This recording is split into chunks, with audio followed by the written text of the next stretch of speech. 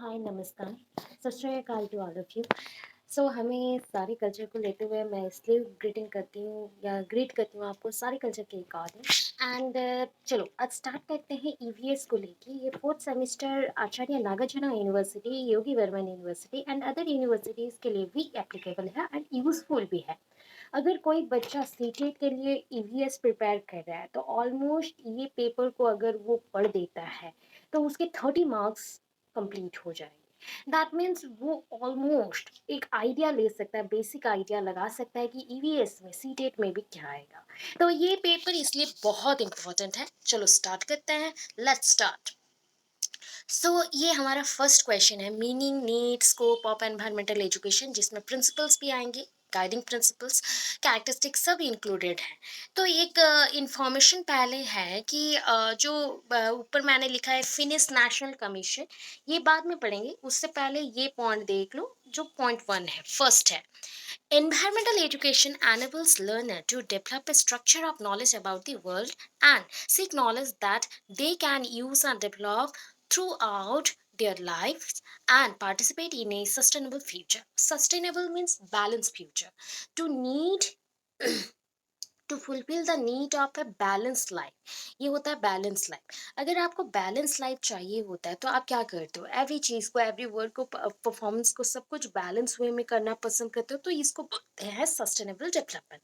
So in our environment बहुत सारे ऐसी चीज़ें हैं जिसको हम यूज़ करते हैं डेली बेसिस पे, डेली नीड्स हैं हमारे, air, water, land, everything everything जो भी सोसाइटी हमें देता है, फॉसिल फ्यूल्स हो गए या फिर रिसोर्सेस हो गए, मटेरियल्स हो गए, एवरीथिंग। तो हमें उस बैलेंस के साथ ही इसको चलाना है, ठीक है। उसके लिए अवेयर करना है, तो एनवायरमेंटल एजुकेशन हमको वो पॉसिबल नॉलेज देता है डेवलपमेंट के लिए, ठीक है।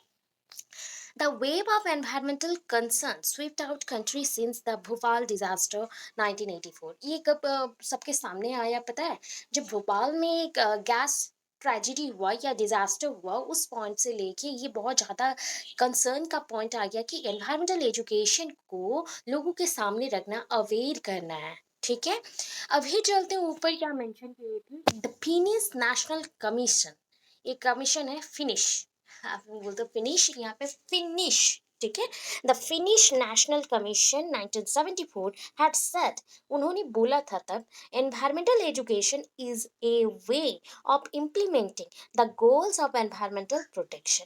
हम मतलब बच्चों में अगर कुछ डालना चाहते हैं, इम्प्लीमेंट करना चाहते हैं, तो उसको कैसे हम डालते हैं, that is through the point of view of education, right. तो उसी पॉइंट ऑफ व्यू को लेके हम एनवायरमेंटल को भी प्रोटेक्ट करना चाहे तो एनवायरमेंटल एजुकेशन के थ्रू ही पॉसिबल होगा, अकॉर्डिंग टू और as per the Finnish national commission thought. अभी मीनिंग मेंशन किया गया कि ये एनवायरमेंट जो वर्ड है ये डिराइव कहाँ से हुआ, तो ये एक फ्रेंच वर्ड है, फ्रेंच वर्ड है।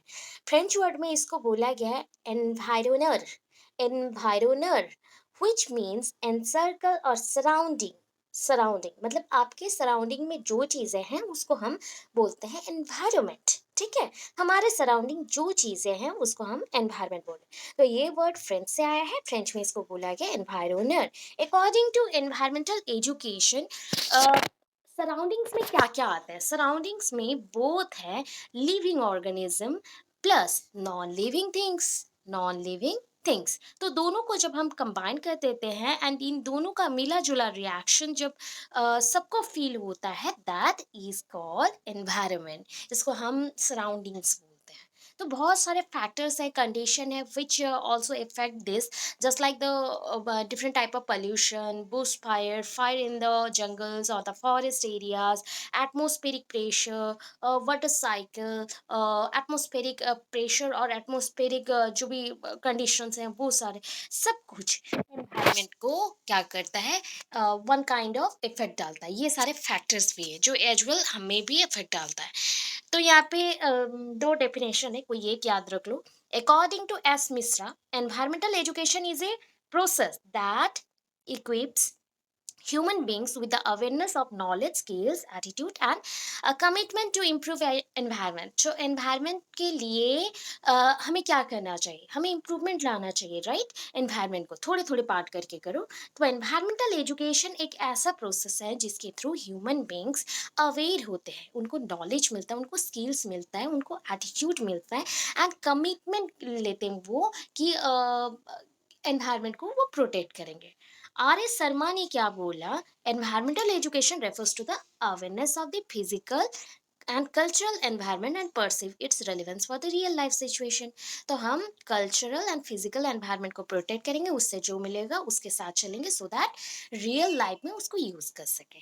ब्रीफ हिस्ट्री मेंशन है कि कब से आया, आपको ज़्यादा याद नहीं रखना है, अब मैं बोल देती हूँ कि अगर पूरा याद नहीं रहे तो 18th सेंचुरी में एनवायरमेंटल एजुकेशन जिन जैक्स रोशो ने पहला स्टार्ट किया था। एंड ये तो हो गया ब्रिटिशर्स। देन इसका प्रिजर्वेशन फेज, जैसे कि प्रोटेक्शन करना है या फिर ग्रो करना है, कुछ करना है, तो मैन एंड नेचर एक पॉइंट आया जिसको किसने, जॉर्ज परकिंस ने यूएस में 1864 में डेवलप किया। Then term environmental education national conference में लिया गया इन न्यू जर्सी इन 1968। सो इसके बाद हुआ जेनेरियो और Janeiro, that is called Janeiro भी कोई कोई बोल देते हैं, otherwise Janeiro. Janeiro earth summit and world summit. World summit आपका जो वर्ल्ड रियो अर्थ समिट जो हम पढ़ते हैं वही है। सो 1992 में एंड 2002 में public awareness promoting education and training of sustainable development के लिए एनवायरमेंटल एजुकेशन को रखा गया। नीड एंड इम्पोर्टेंस क्या है, डायरेक्टली आप तिवारी कमेटी से ये मेंशन किया गया है 1980 से। सो यहाँ पे देख लो डायग्राम, ऐसे डायग्राम कर लेना, पेज पूरा फटाफट भर जाएगा। पॉइंट्स को ओनली पहले हेडिंग्स को याद रख लो, अंदर में तो आप खुद लिख दोगे। So maintaining ecological behavior or the ecological balance. What is ecology? Eco means क्या आता है, environment. Study about environment or surrounding is called ecology. Ecosystem क्या होता है, ecology के अंदर ना बहुत सारे systems होते हैं। अभी बोलोगे system, आपके फैमिली का सिस्टम कुछ है, ऑब्वियस होगा कि पेरेंट्स बच्चों का डिसीजन लेते हैं, देन बच्चे अपने बच्चों का डिसीजन लेंगे, ऐसे ही चलता है ना। तो वैसे ही इस इकोसिस्टम में भी कुछ कुछ एनिमल्स एक साथ रहते हैं, कुछ कुछ नहीं, हर एक एनिमल एक साथ रहता है एंड इनके अंदर खाने और उसको खाने के लिए, मुझे भूख लगा है, आई ईट, और मुझे कोई ईट करेगा, ठीक है, being eaten by another animals, तो उसके अकॉर्डिंग ये चेन चलता है। इसको हम फूड चेन, फूड वेब में बोले जाते हैं एंड इस पॉइंट को कंबाइन करने से इकोसिस्टम बनता है। इकोसिस्टम डिफरेंट टाइप के इकोसिस्टम एक इकोलॉजी के अंदर रहता है, तो इतने सारे टर्म्स हैं। सो उसी इकोलॉजिकल बैलेंस को मेंटेन करने के लिए एनवायरमेंटल एजुकेशन को पढ़ा जाता है। For balance industrial development, right, to create knowledge about environment, save the immediate environment and developing the feeling of national integration and international understanding। मतलब आपको अगर कहीं पे डेवलपमेंट चाहिए तो नेशनल वे में एंड इंटरनेशनल वे में, बोथ वे में चाहिए होता है। सॉल्व वेरियस एनवायरमेंटल इश्यूज, ये सबसे इंपॉर्टेंट है। बहुत सारे डंपिंग जोन्स आजकल बनाए गए, पहले के टाइम पे हर एक जगह पे कचरा गिरता था, वेस्ट मटेरियल्स को ऐसे छोड़ देते थे। नर्मदा बचाओ आंदोलन या चिपको मूवमेंट और रियो अर्थ समिट और डिफरेंट टाइप ऑफ मूवमेंट्स किए गए हैं वर्ल्ड को, अर्थ को प्रोटेक्ट करने के लिए। कंट्रोलिंग पॉपुलेशन, अभी देखो पॉपुलेशन एंड पोल्यूशन बोथ होगा, बिकॉज पोल्यूशन हम एनवायरनमेंट को प्रोटेक्ट करते हैं, पोल्यूशन कंट्रोल करते हैं। अगर population control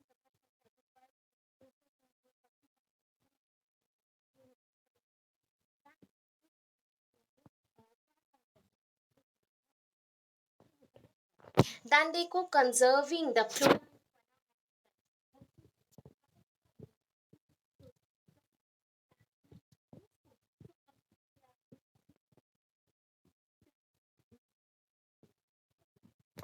conserving the existing natural resources, अभी मैंने नेचुरल रिसोर्सेज बोला, जो संपत्ति अभी तक है, दैट इज कॉल्ड रिसोर्सेज। जैसे कि फोसिल फ्यूल्स हो गया, कोल, पेट्रोलियम और डिफरेंट टाइप ऑफ गैसेस हो गया जिसको आप यूज़ कर रहे हो, उसको अगर हम लोग हर दिन यूज़ करें अनलिमिटेड वे में तो वो कुछ दिनों में ख़त्म हो जाएगा। वाटर जैसा स्कार्सिटी कहीं पे पड़ जाता है।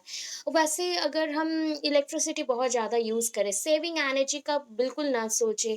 कार्स अभी ऑटोमोबाइल्स बहुत ज़्यादा बढ़ गए हैं, जिसकी वजह से पेट्रोलियम जो है यूज़ होता है वो बहुत ज़्यादा डिस्ट्रॉय हो चुका है। कमिंग फ्यूचर में ये सब रहेगा आपको लगता है, या फिर हमें खाने को भी मिलेगा वो लगता है क्या? नहीं, एनवायरमेंटल एजुकेशन इसी के ऊपर कंजर्वेशन करने को बोल रहा है, प्रोटेक्ट करने के लिए बोल रहा है।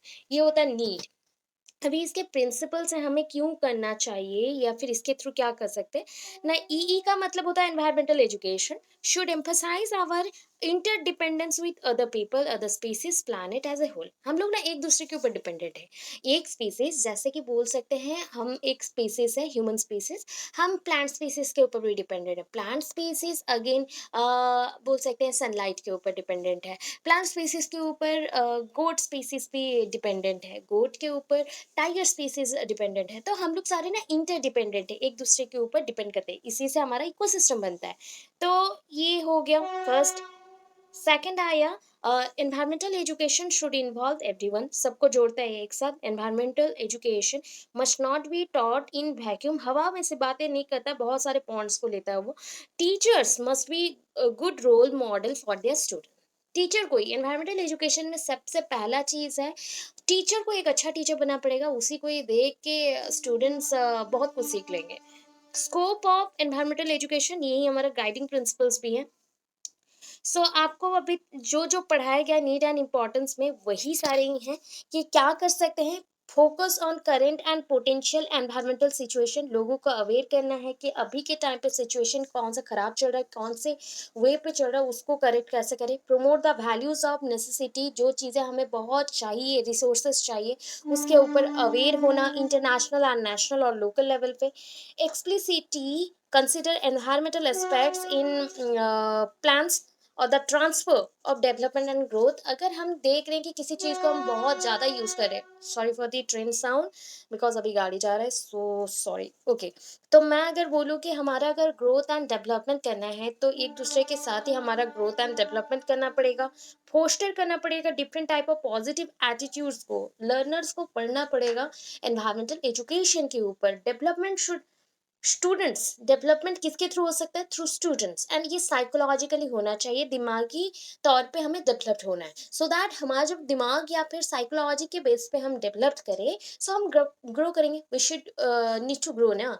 हम अगर ग्रो करेंगे दैट मीन्स हम अवेयर हो जाएंगे एंड प्रोटेक्ट करेंगे, एंड हमें डिफरेंट वेज में अपॉर्चुनिटीज भी मिलेंगे प्रोटेक्ट करने के लिए, एंड उसी से हमें डिफरेंट टाइप ऑफ रिसोर्सेज भी मिलेंगे। देखो, अभी ये क्वेश्चन तो खत्म हो गया, ये आपका यूनिट 2 का ही चल रहा था, 2 का और 2.1 2.2 का। अभी 2.3 में आपके बुक में ना बहुत कुछ है, मैं देखो शॉर्ट शॉर्ट करके बताऊंगी क्योंकि और तो हमारे पास टाइम नहीं है। तो जितना हो सकेगा मैं शॉर्ट शॉर्ट करते हुए जाऊंगी, एंड आप फटाफट उसको माइंड पे रखते हुए उसी पॉइंट को जान लो, समझ लो, एंड अपने वे से लिख देना। एनवायरमेंटल स्टडीज को कभी रट्टा नहीं मारा जाता, rote learning is not possible in environmental education. ये बचपन से आप सबको ही पढ़ रहे हैं, कुछ ना कुछ आइडिया तो आप लोगों को होगा, मैं सिर्फ रिवाइज करा रही हूँ। सो factors of degradation of environment, degradation one kind of distraction, और बोल सकते हैं डिस्ट्रॉय कर देना या बर्बाद कर देना। सो एनवायरमेंटल डिग्रेडेशन मतलब क्या होता है? एनवायरमेंटल डिग्रेडेशन का मतलब होता है कि अर्थ को डिस्ट्रॉय करना, degradation of the earth. Degradation of earth means earth में सबसे इंपॉर्टेंट 5 तत्व है, आपको तो वो पता ही है, बट सबसे इंपॉर्टेंट 3 चीज है जो कि हमारे डेली नीड्स को फुलफिल करता है। Air water soil, air water soil, इसको हम बर्बाद करें, इसको अगर बर्बाद करोगे दैट इज वाइल्ड लाइफ का भी इराडिकेशन हो जाए, खत्म हो जाएगा। इराडिकेट मतलब खत्म हो जाना। The United Nations international strategy for disaster reduction, अगर पूरा नहीं लिख सके ना तो इसको लिख देना, ठीक है, UNIDSR। और डीएसआर के जगह पे हम एसडीआर भी लिखते हैं क्योंकि यहाँ पे डिजास्टर लिखा गया है, स्ट्रैटेजी फॉर डिजास्टर रिडक्शन है, डिजास्टर स्ट्रैटेजी रिडक्शन हम लोग भी लिखते हैं, तो UNISDR लिख सकते हो। उसके अकॉर्डिंग हम जो एनवायरमेंटल डिग्रेडेशन कर लें तो उसका मतलब क्या है, लेसनिंग। लेसनिंग मतलब that is not lesson plan, lessening मतलब लेस करना, कम करना, ठीक है, लेस इन नंबर, जैसा होता है ना, listening the limit of art. आपका एज लिमिट को मैं धीरे धीरे कम कर देती हूँ तो क्या होगा, आप अगर ऑक्सीजन में जीते हो, ऑक्सीजन का लिमिट मैंने कम कर दिया तो आप का डेथ हो जाएगा या मेरा डेथ हो जाएगा मेरा ऑक्सीजन में अगर मैं जीती हूँ। वैसे ही अर्थ को अगर बर्बाद कर रहे हो, कैसे अर्थ को बर्बाद करें? लोग बोलेंगे हम तो अर्थ को देखे ही नहीं है, हम तो टच नहीं कर सकते पूरे अर्थ को।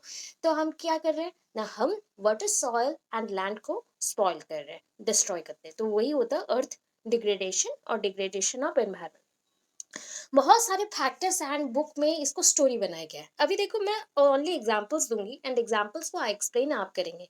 ये आप पोल्यूशन चैप्टर्स में भी यूज कर सकते हैं। बहुत सारे छोटे बच्चों को जब आप पढ़ाते हो पोल्यूशन चैप्टर्स में भी आप यूज करते हो। एंड ये सारे पॉइंट्स ही हैं जो कि आपका वाटर पॉल्यूशन, सॉइल पॉल्यूशन और लैंड पॉल्यूशन, थर्मल पॉल्यूशन, ये सारे आ जाते हैं उसमें। So first one is the land disturbances, not distribution. अच्छे से देख के पढ़ना। डिस्टर्बेंसेस मतलब देखो लैंड में कुछ डिस्टर्बेंसेस क्रिएट करना है। कैसे हो सकता है? लैंडस्लाइड्स देखे हो ना, भूकंप आ जाना, अर्थक्वेक आ जाना, कहीं कहीं में लैंड धस जाते हैं या टूट जाते हैं या फिर बीच से ही कहीं पे चले जाते हैं, ऐसे होता है। जैसा एक ये हम बोल सकते हैं वुल्कानिक एरप्शंस होते हैं, जैसे कि लावा निकलना सडनली बहुत हाई टेम्परेचर की वजह से ये हो सकता है। या फिर ड्यू टू फ्लड हो सकता है, due to any type of hazardous reaction और केमिकल रिएक्शन भी हो सकता है। ओवरग्रोन वीड्स, वीड्स जानते हो जिसको हम बोलते हैं कि बेकार के जो पेड़ नहीं होते, बूशी टाइप का प्लांट्स होते हैं जो जैसे कि क्रॉप प्लांट्स में, क्रॉप फील्ड्स में अगर कोई भी फार्मर ऐसे बोलते हैं कि हमारा क्रॉप्स इस बार अच्छा ही नहीं गया। क्यों?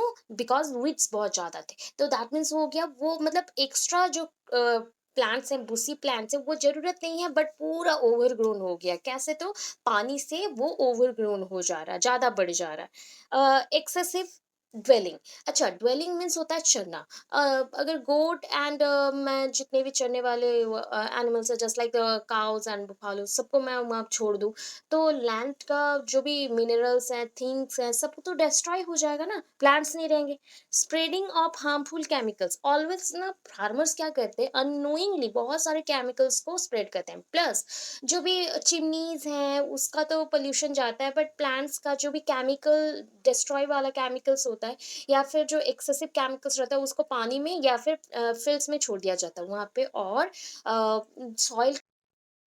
हमने एक्सेसिव ड्वेलिंग का पढ़ लिया कि अगर गोट हो गए, भालू हो गए, काऊ हो गए या फिर डिफरेंट टाइप ऑफ ड्वेलिंग जो एनिमल्स हैं वो बढ़ गए, ठीक है? उसको हमने खाने को कुछ नहीं दिया एंड क्रॉप फील्ड्स में ही छोड़ दिया। तो जो भी ग्रासेस हैं या फिर जो भी ग्रीन एरियाज़ हैं वो खत्म हो जाएँगे एंड ज़्यादा चरने से भी क्या होता है ना, ह्यूमस कंटेंट जो सॉइल का रहता है वो खराब हो जाता है। तो ये भी पॉइंट है, ये spreading of harmful chemicals always as a farmer हम लोग क्या करते हैं, as a farmer to grow our crops very naturally we need some type of fertilisers.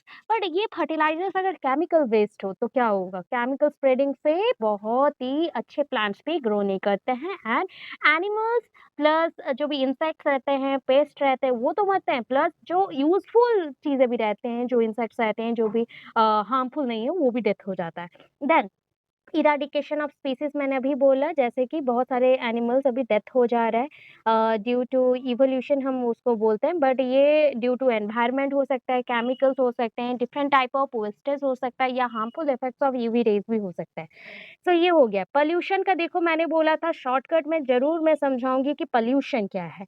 Pollution, what type of pollution should be there in your society? अगर कोई भी पूछे कैसा होना चाहिए या कैसा होता है, आपको पसंद आता है pollution? No.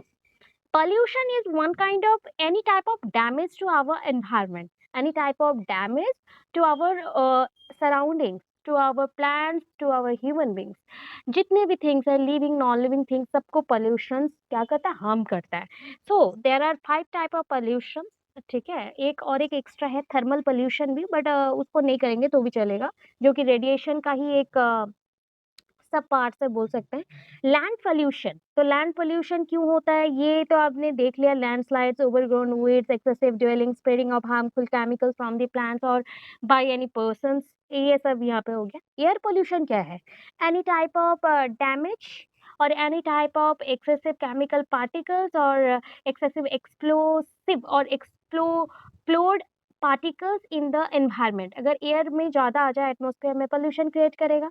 So pollution in air को हम बोलते हैं air pollution. If it possible through the plants of chemicals and goods, जहाँ पे देखो प्लांट हैं जैसे कि स्टील प्लांट हो गए या फिर सीमेंट प्लांट्स हो गए या फिर any type of iron plants हो गए, any type of plastic plants हो गए, तो पॉल्यूशन कितना ज़्यादा आएगा।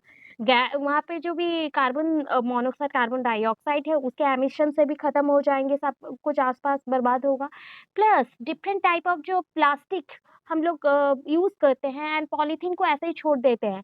पॉलीइथिलीन है, वहाँ पे बहुत सारे इथिलीन ग्रुप्स रहते हैं, इसलिए पॉलीथीन आ गया एंड वो डीजेनरेट नहीं होता, वो सॉइल में मिक्सअप नहीं हो पाता। तो सोचो, एक प्लास्टिक को आपको पता है, इवन इफ एक सैनिटरी पैड्स आप लोग जो यूज़ करते हो, हम लोग गर्ल्स यूज़ करते हैं, ये जानना चाहिए आप लोगों को, ये एग्ज़ाम्पल भी है, बेस्ट एग्ज़ाम्पल है।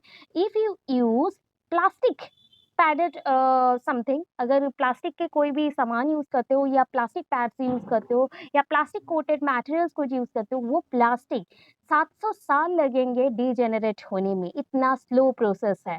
सो कितने साल तक वेस्ट हम कंट्रोल कर सकते हैं? तो ये एयर पॉल्यूशन का एक मेन प्रॉब्लम है। उसके साथ तो ऑटोमोबाइल्स, आप जानते हो व्हीकल्स कितने बढ़ रहे हैं। आप एक फ़ोन खरीदते हो तो 5 पेड़ मारे जाते हैं। उसके साथ 5G आ गया। इसके जो भी एक्सप्लोरिंग मटेरियल्स हैं, जो भी रेंज है उसका, उससे हम क्या करते हैं, आस-पास के लगभग 2000 से 4000 एनिमल स्पीशीज को हम मार देते हैं, प्लांट स्पीसीज मार देते हैं और जितने भी हम टावर्स बनाते हैं उससे भी मरे जाते हैं। तो ये सारा चीज़ है जो कि एयर पोल्यूशन ज़्यादा कर रहा है। वाटर पॉल्यूशन, वैसे ये वाटर में ही होगा सेम चीज़, वाटर का इकोसिस्टम खराब हो जाएगा। हम जितने भी अभी नर्मदा बचाओ आंदोलन, गंगा क्लीनिंग के लिए आंदोलन चल रहा था, फिर आया आपका डिफरेंट टाइप ऑफ रिवर्स को, हम लोग खुद एनजीओज़ में वर्क करते हैं, तो डिफरेंट टाइप ऑफ रिवर्स को, रोड को क्लीन करने को ट्राई करते हैं। अगर हम घर से ही क्लीनिंग स्टार्ट करें तो हमारा सोसाइटी भी क्लीन हो जाएगा, ये थिंक करना चाहिए पहले। Then noise pollution, that is the sound pollution और द नॉइज़ पॉल्यूशन। अगर जितने डेसिबल तक आप सुन पाते हो, दैट इज़ द 60 अराउंड, अगर सुन पाते हो ये चल जाएगा, नॉर्मल है। उससे अगर एबॉर्ब साउंड में बजाया जाए, जैसे म्यूज़िक शादियों में ज़्यादा होते हैं या फिर कोई भी फेस्टिवल होता है, तो हम इंडियंस बहुत ज़ोर से चिल्लाते हैं या गाना गाते हैं या फिर गाना बजाते हैं। तो इतने ज़्यादा चाहिए नहीं, साउंड पॉल्यूशन होता है, इससे बहुत सारा इफ़ेक्ट्स होते हैं। इवन इफ आपका हार्ट अटैक हो सकता है, आपके ईयर ड्रम्स फट सकते हैं, बहुत सारे होते हैं। देन रेडिएशन जानते हो, that is a UV rays, जो यूवी रेज़ के वजह से होता है डैमेज, वो है। यूवी रेज़ की वजह से पता है कितने सारे चीज़ होते हैं। आपका जो ओज़ोन लेयर डिप्लीशन है ना, ओज़ोन लेयर में होल हो गए, इसलिए यूवी रेज़ डायरेक्टली हमारे बॉडी में आके लगता है, इसलिए गर्मी बढ़ रहा है, डे बाय डे गर्मी बढ़ रहा है। ठीक है? टेम्परेचर इंक्रीज़ हो रहा है, एवरी ईयर टेम्परेचर इंक्रीज़ हो रहा है नियर अबाउट 10% करके। ठीक है? तो ये जो टेम्परेचर इंक्रीज़ हो रहा है क्योंकि ओज़ोन लेयर में होल्स हो रहे हैं, इससे डिस्ट्रैक्शन क्या होता है पता है? सारे मॉन्यूमेंट्स का कलर चेंज हो जाता है, that is called a discolouration in the monuments. और मॉन्यूमेंट्स में डिसफिगरिंग तो नहीं हो सकता बट कलर चेंज हो जाता है। उसके साथ हमारे बॉडी में जैसे कि कैंसर हो जाता है, स्किन कैंसर, बॉडी कैंसर और different type of blood cancers भी आ सकते हैं harmful effect of UV rays से। इवन इफ आई कैंसर भी होता है, रेटिना कैंसर भी होता है, ये सारा है।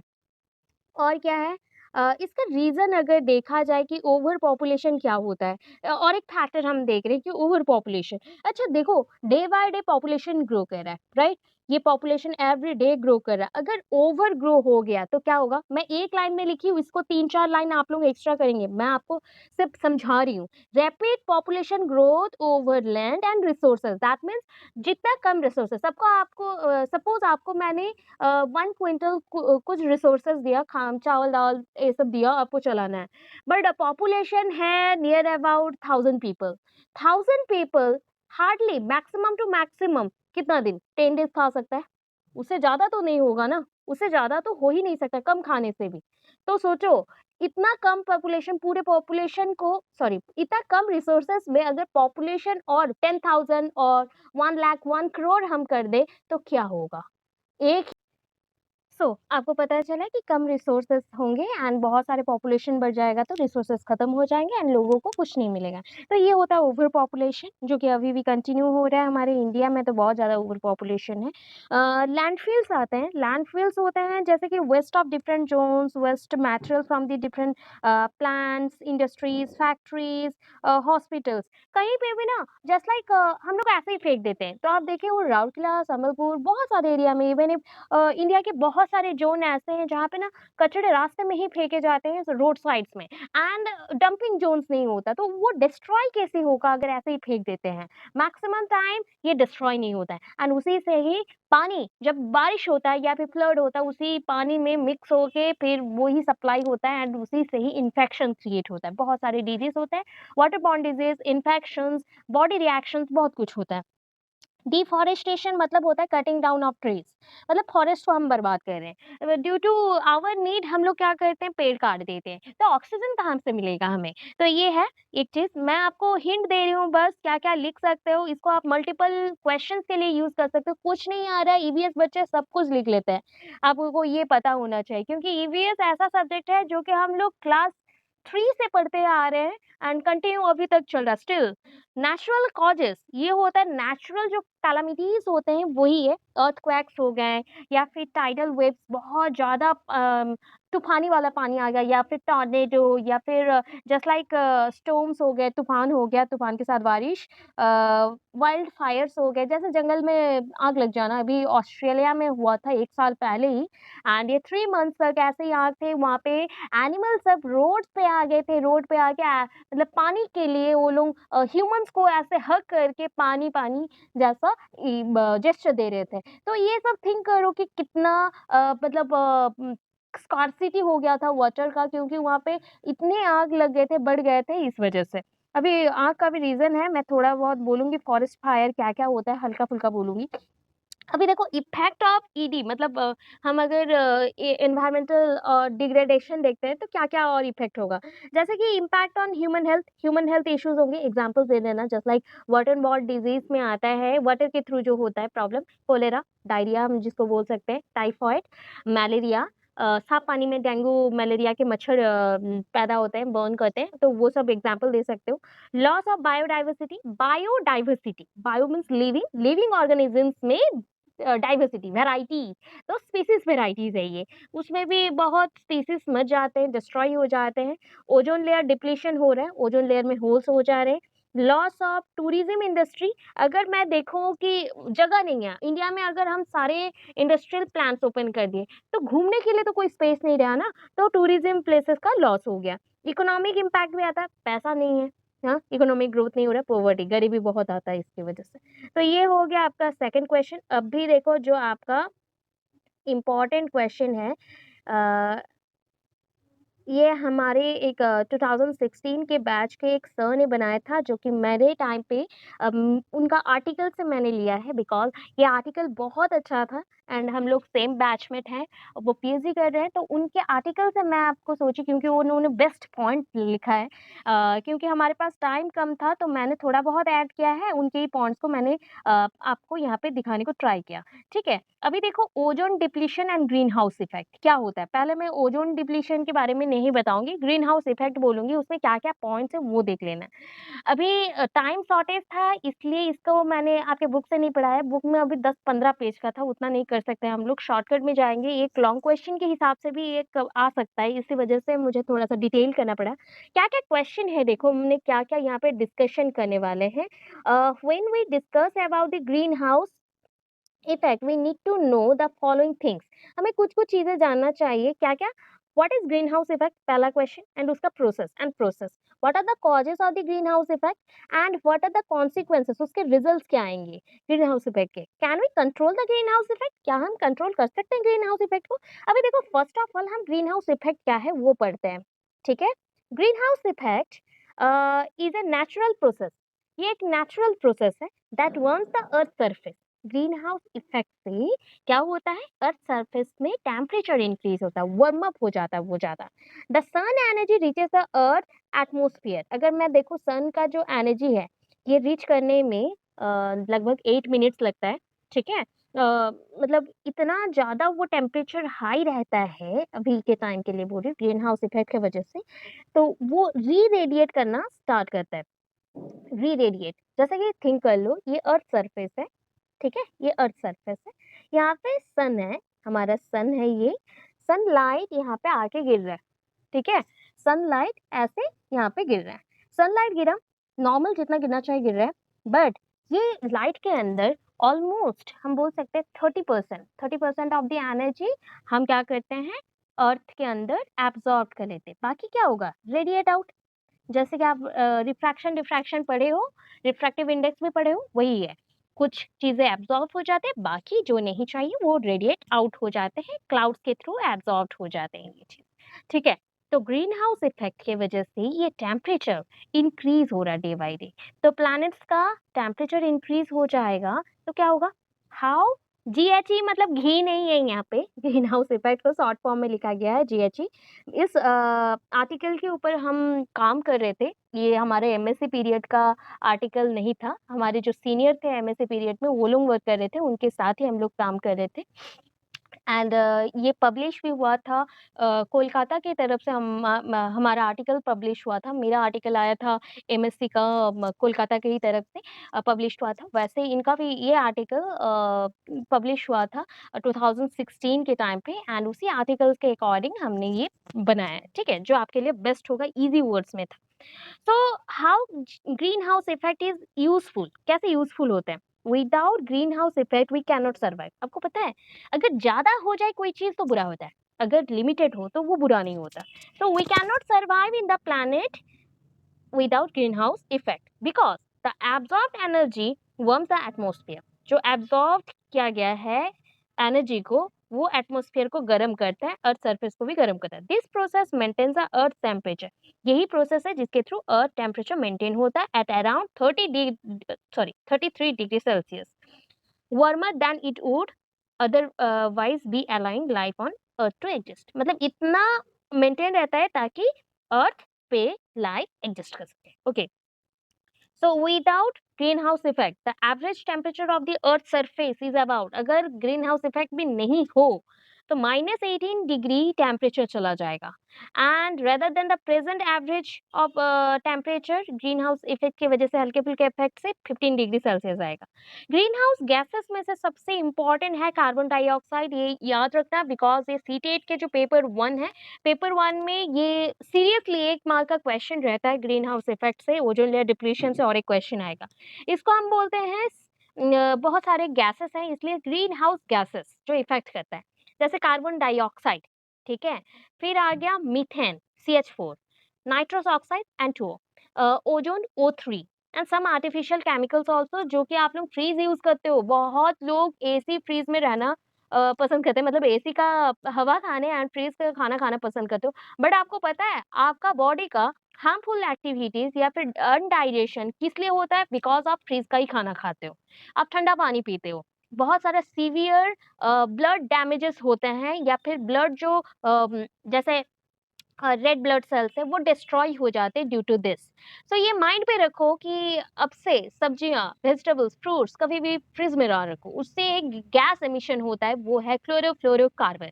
ये एसी एंड फ्रीज रेफ्रिजरेटर ये सबसे होता है, एंड ये one kind of cooling gases में से ही एक है, एंड उसके वजह से ये इतना हार्मफुल है कि ये गर्मी और बढ़ाता है और टेम्परेचर को इंक्रीज करता है।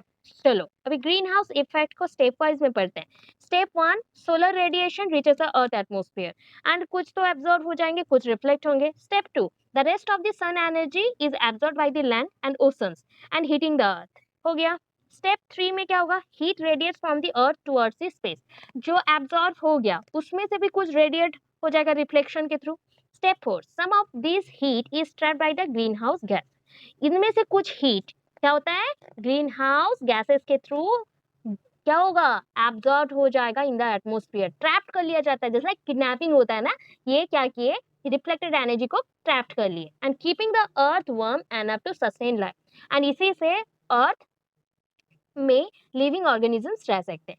ह्यूमन एक्टिविटीज जस्ट लाइक, जैसे हम लोग बहुत ज्यादा कोयला को जला रहे, कोल, पेट्रोलियम और एग्रीकल्चरल फील्ड को हम क्लियरिंग करने के लिए आग लगा दिए, तो ये जो गैसेस होते हैं ना, बहुत ज़्यादा बढ़ जाते हैं। एटमॉस्फेयर में इनका नंबर जितना होना चाहिए, इसका अमाउंट और इंक्रीज़ हो गया। सो क्या होगा? एक्स्ट्रा हीट एनर्जी वो ट्रैप कर लेगा। अगर जितना एक्स्ट्रा हीट एनर्जी ट्रैप करेगा, तो टेम्परेचर भी उतना ही इंक्रीज़ करेगा। इसलिए अर्थ का temperature day by day increase हो रहा है। अभी देखो ग्रीन हाउस गैसेज़ तो हम लोग पढ़ लिए। सो ये contribution of clouds to earth green house effect, the major non gas contributor earth green house effect, clouds also absorb and emit infrared radiation. देखो, अगर डायरेक्टली कुछ आता है ओजोन होल्स के थ्रू, वो है यूवी रेज। अगर क्लाउड्स उसको एब्जॉर्ब करता है, उससे स्टन करता है, जो रेडिश रेडिश कलर का एक लाइट शो होता है ना, दैट इज कॉल्ड इंफ्रारेड। ठीक है। एंड इस रेडिएशन से भी ग्रीन हाउस इफेक्ट का जो मतलब सॉरी रेडिएटिव, मतलब रिएक्टिव मैं बोल रही थी, फंबल हो गया, sorry for that. Radiative properties है वो इंक्रीज हो जाता है। ग्रीन हाउस इफेक्ट का ये डबल हो गया स्लाइड। मैं स्क्रीनशॉट से ही करती हूँ बिकॉज मेरे फ़ोन में थोड़े से प्रॉब्लम हो रहे हैं, इसलिए प्रेजेंटेशन बनाया नहीं जा रहा है। ओके, कोई बात नहीं। चलो, कंपाउंड फार्मूला कंसंट्रेशन, ये आप नहीं लिखोगे तो भी चलेगा, यहाँ पे है मेंशन।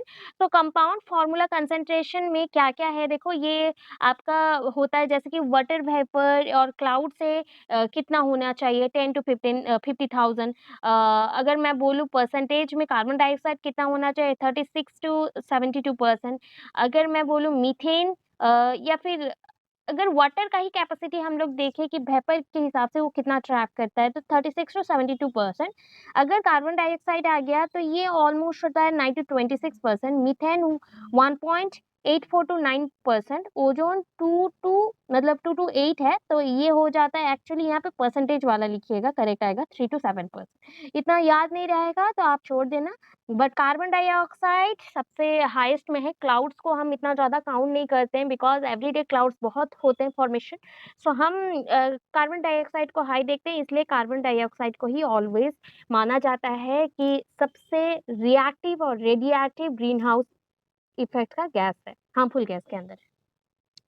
और भी बहुत ज़्यादा जैसे फैक्टर्स हैं जो कि इसको बढ़ावा देते हैं, that is the paddy field cultivation, just like halons, refrigeration, fire suppression system.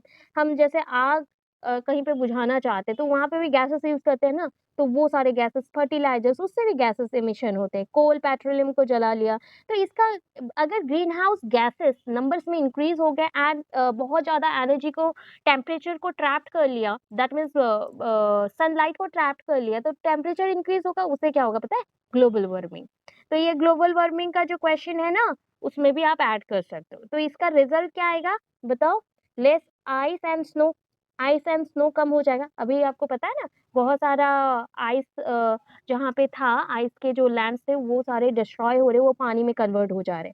More droughts, बहुत ज़्यादा ही सूखा पड़ जाएगा। मोर फ्लडिंग, बाढ़ भी बहुत ज़्यादा आएगा, बट पानी स्टे नहीं होगा, वो पानी पीने लायक नहीं होगा, इन्फेक्शन ज़्यादा होगा। मोर एक्सट्रीम वेदर इंसिडेंट्स, बहुत ज़्यादा अर्थक्वेक्स होंगे, टॉर्नेडोज़ होंगे, वो होगा। Rising sea level because less ice and snow means ice जो लैंड से वो तो डिस्ट्रॉय हो जा रहे, वो पिघल जा रहे, तो सी लेवल का जो वाटर लेवल था वो इंक्रीज़ होगा।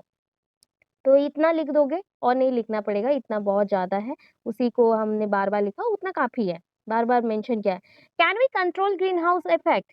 हाँ, बहुत ज़्यादा कर सकते हैं। 3 आर है, आरक्यू बोलते हैं हम लोग, आरक्यू। Reduce, reuse, recycle. जब भी आप कोई भी प्रोडक्ट बाय करते हो, उसमें ना ये चीज़ लिखा रहता है एंड एक सिंबल होता है ग्रीन कलर का, ऐसे मैं मेंशन करके आपको दिखाती हूँ। जैसे ऐसे, ऐसे एंड ऐसे। ठीक है? ये होता है रिड्यूस, रीयूज़, रिसाइकिल, ये 3 है, ठीक है? इससे क्या होता है एंड साइड में लिखा रहता है प्लांट और प्लांटेड ट्रीज सेव वाटर, ऐसा कुछ-कुछ मेंशन होता है, ठीक है? तो ये होता है रिसाइक्लिंग। अगर हम लोग हाउसहोल्ड जो वेस्ट मटेरियल्स हैं, जिससे ऑलमोस्ट आप लोग जानते हो, मतलब कार्बन डाइऑक्साइड एनुअली कितना प्रोड्यूस हो पाता? 2400 पाउंड्स, पाउंड्स बोला गया है, ठीक है? बहुत ज़्यादा। ठीक है? इसको अगर रिसाइक्ल्ड कर देते हैं, तो हमारा जो इमिशन होता कार्बन डाइऑक्साइड वो कम हो जाएगा। लेस हीट होगा, एयर कंडीशनिंग अगर हम लोग कम यूज़ करें। अगर हम ठंडा पानी या फ्रिज कम यूज़ करें तो और अच्छा बात है। ऑलवेज़ एनर्जी आप जितना यूज़ करते हो, कंज़्यूम करते हो, उसको घर के टेम्परेचर के साथ ही कूल कर लो। आपको हमेशा एसी, एयर कंडीशन नहीं चाहिए। Replace your light bulbs wherever practical और replace regular light bulbs with the compact fluorescent light bulb. CFL bulbs अभी आप घर पे यूज़ करते हो, इसीलिए यूज़ किया जाता है बिकॉज़ इसका जो एनर्जी है वो कम होगा एंड उससे भी जो टेम्परेचर इंक्रीज़ होता था वो भी कम हो जाएगा। Drive less, drive smart, less driving means fewer emission. अगर आप लोग कहीं पे भी घूमने जा रहे हो, पैदल चल के जाओ, कार यूज़ ना करो। हाँ, दूर जगह जा रहे हो तो जा सकते हो, अदरवाइज़ आप लोग ट्रेन या फिर नॉर्मली अगर कहीं पे हो सका तो बस में ही जाया करो बिकॉज़ इससे क्या होता है ना, एक ही बस में 50 या 100 लोग जाएँगे, तो आप मल्टीपल व्हीकल्स यूज़ नहीं करो, एक ही व्हीकल यूज़ करो, तो इसमें एमिशन भी कम हो जाएगा। वॉकिंग, बाइकिंग ये सब को यूज़ करने से हो जाएगा, बस इतना ही करो और ज़्यादा नहीं। वाटर कम यूज़ करो, पर डे अगर आप लोग कम थोड़ा-थोड़ा वाटर यूज़ करते हो देन अच्छा रहेगा। जब भी इलेक्ट्रिसिटी का कोई ज़रूरत नहीं होता, स्विच ऑफ कर दो। तो ये सारा चीज़ है जो कि आप कर सकते हो, ये मैंने मेंशन कर दिया, ये कंज़र्वेशन पॉइंट से आया है। अभी देखो ओज़ोन डिप्लीशन, ठीक है? What is ozone depletion? Ozone layer depletion क्या होता है वो देखते हैं। आपको पता है that is simply ozone layer depletion is simply the wearing out of the amount of ozone in the stratosphere. Stratosphere में जो ओज़ोन का अमाउंट है वो डिक्रीज़ हो रहा है। ओज़ोन O3 है, ठीक है? O3 का एक अम्ब्रेला लाइक प्रोटेक्शन कवरिंग बन गया है, जिसके थ्रू वो प्रोटेक्ट करता है कि यूवी रेज़ ना आए डायरेक्टली अर्थ को। उसके वजह से हमें क्या करना चाहिए? ओज़ोन लेयर को प्रोटेक्ट करना चाहिए। अभी जितने भी आपने ग्रीन हाउस गैसेस पढ़े ना, सारे ओज़ोन लेयर डिप्लीशन में ही हेल्प करते हैं। जितना टेम्परेचर राइज़ करेगा, उतना ज़्यादा होल्स क्रिएट होंगे, यूवी रेज़ डायरेक्टली आएँगे और टेम्परेचर इंक्रीज़ करेगा। तो ये हो गया पहला थिंग। तो ये ऑलमोस्ट कि देखो क्या है, an essential property of ozone molecule is its ability to block solar radiation. Solar radiation को block कर सकता है wavelength less than, अगर less than 290 nanometers होता है from reaching the earth surface. It also absorb the ultraviolet radiation जो कि बहुत dangerous होता है living beings के लिए and almost ये injuries create कर सकता है, cancer create कर सकता है, हमारे जो hair fall हो रहे वो हो सकते हैं, हमारे बॉडी में पैच पैच हो सकता है, ब्लैक ब्लैक जो पैच हो जाते हैं वो सारे, स्किन कैंसर, कैटरेक्ट और आई कैंसर और डिफरेंट टाइप ऑफ थिंग हो सकते हैं। तो ये सारा चीज़ ओजोन लेयर डिप्लीशन की वजह से होता है, इवन इफ आपका इम्यून सिस्टम भी वीक हो सकता है। तो ओजोन लेयर डिप्लीशन का तो इम्पैक्ट आपने देख लिया, एडवर्स इम्पैक्ट है। इवन इफ पता है आपको, फोटोसिंथेसिस ब्लॉक हो जाते हैं, ग्रोथ नहीं होता है प्लांट्स का, एनिमल्स का, फ्लावरिंग बंद हो जाता है। इवन इफ जो पूरे वर्ल्ड में बहुत लोग अभी देखने को मिले हैं हाइट कम हो जा रहे हैं due to the excessive temperature, ठीक है, ये भी माना जाता है कहीं-कहीं पे। जैसे स्पीशीज़ हैं wheat, rice, barley, oats, corn, soybean, peas, tomatoes, cucumber, cauliflower, broccoli, carrots etcetera, ये सब का भी जो स्पीशीज़ है इसका भी ग्रोथ धीरे-धीरे कम रहा है। अगर हम लोग करें, ये सब को चेक करें कमर्शियली, इसको ट्रीज़ को चेक किया जाए तो उसको मिलेगा UVB sensitivity. But early results में हम प्लांट ग्रोथ को चेक करते हैं तो वहाँ पे बहुत सारे प्लांट्स डिस्ट्रॉय हो जाते हैं due to UV radiation. So marine species भी मर जाते हैं, जैसे कि पानी के नीचे फूड चेन्स, फूड वेब है वो भी डिस्ट्रॉय हो जाते हैं। बड़े-बड़े पीसेस आप देखे हो ना, फिश सब मर के फिर आते हैं वेब्स के थ्रू साइड में आ जाते हैं, कितने बड़े-बड़े व्हेल सब मर जाते हैं। तो ये सब यूवी रेज़ की वजह से ही है। तो ये सारा चीज़ है। Causes of ozone layer depletion क्यों है cause? Natural cause of depletion होता है ओज़ोन लेयर का, that is ozone layer has been found to be affected by the certain natural phenomenon, जैसे कि सनस्पॉट होना या स्ट्रेटोस्फेरिक विंड्स। मतलब स्ट्रेटोस्फीयर में भी बहुत ज़्यादा तूफ़ान होता रहता है या सन के टेम्परेचर की वजह से। तो ये सारा ऑलमोस्ट 1 टू 2% है। मैन मेड जानते हो कितना सारा है? जितने भी आपने अभी पढ़े ना, सीएफसीज़ दैट इज़ क्लोरोफ्लोरोकार्बन, कार्बन ये वाला सबसे ज़्यादा याद रखना, आप बोल देती हूँ, कार्बन टेट्राक्लोराइड CCl4, CCl4 ये सीएसटी में कॉन्ट्रेक्चुअल हाई स्कूल टीचर के एग्ज़ाम में ये आया था CCl4। सारे बच्चों ने कन्फ्यूज़ होके इसको मारा था बट ये होगा आंसर, कार्बन टेट्राक्लोराइड्स, ठीक है? Then HCFs है hydrocarbon, that is a hydrochlorofluorocarbons, then hydrobromofluorocarbons, methyl bromides, ये सारे ओजोन लेयर डिप्लीशन का मेन रोल है। तो सोचो, इसलिए कनेक्ट है आपका जो ग्रीन हाउस इफेक्ट अल्टीमेटली क्या करता है, ओजोन लेयर डिप्लीशन में हेल्प कर देता है, ठीक है? तो हम अगर बहुत ज़्यादा almost 80% of the Indian population use refrigerator, freezers और एसी यूज़ करते हैं, ठीक है?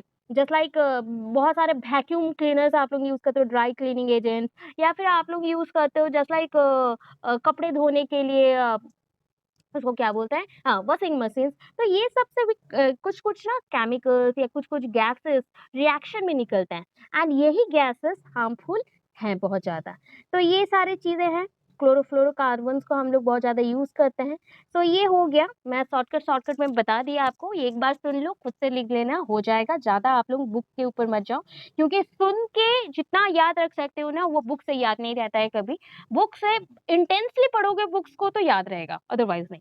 ये यूनिट 2 पूरा कंप्लीट हो गया। अभी आते हैं यूनिट 3 में। यूनिट 3 में एनवायरमेंटल मैनेजमेंट एंड प्रोटेक्शन है। अच्छा, आपको मैंने पढ़ाया दैट इज़ एनवायरमेंटल डिग्रेडेशन। अभी डिग्रेडेशन के वर्ड को थोड़ा-सा आप चेंज कर देना। डिग्रेडेशन होता है तो उसी को हम प्रोटेक्ट करेंगे, मैनेज करेंगे। तो पॉजिटिव पॉइंट्स लिखने हैं अभी, नेगेटिव नहीं। यूनिट 2 में सारे नेगेटिव थे, यूनिट 3 में आपका पॉजिटिव पॉइंट्स आ रहे हैं। तो एनवायरमेंटल मैनेजमेंट एंड प्रोटेक्शन क्या होता है? Environmental management and protection is an attempt to control human impact on and interaction with the environment in order to preserve the natural resources. natural resources को बचाने के लिए जो ह्यूमन ने impact डाला है, तो उसको बचाने के लिए वन काइंड ऑफ अटेम्प्ट है, एक स्टेप है, पॉजिटिव स्टेप है, जिसको हमने बोला है एनवायरमेंटल मैनेजमेंट। एनवायरमेंटल मैनेजमेंट ये इम्प्रूव करता है ह्यूमन रिसोर्सेज को, प्रोटेक्ट करता है फ्यूचर जनरेशंस के लिए। इतना थोड़ा लिख दिए। अभी कंसेप्ट में सेम है।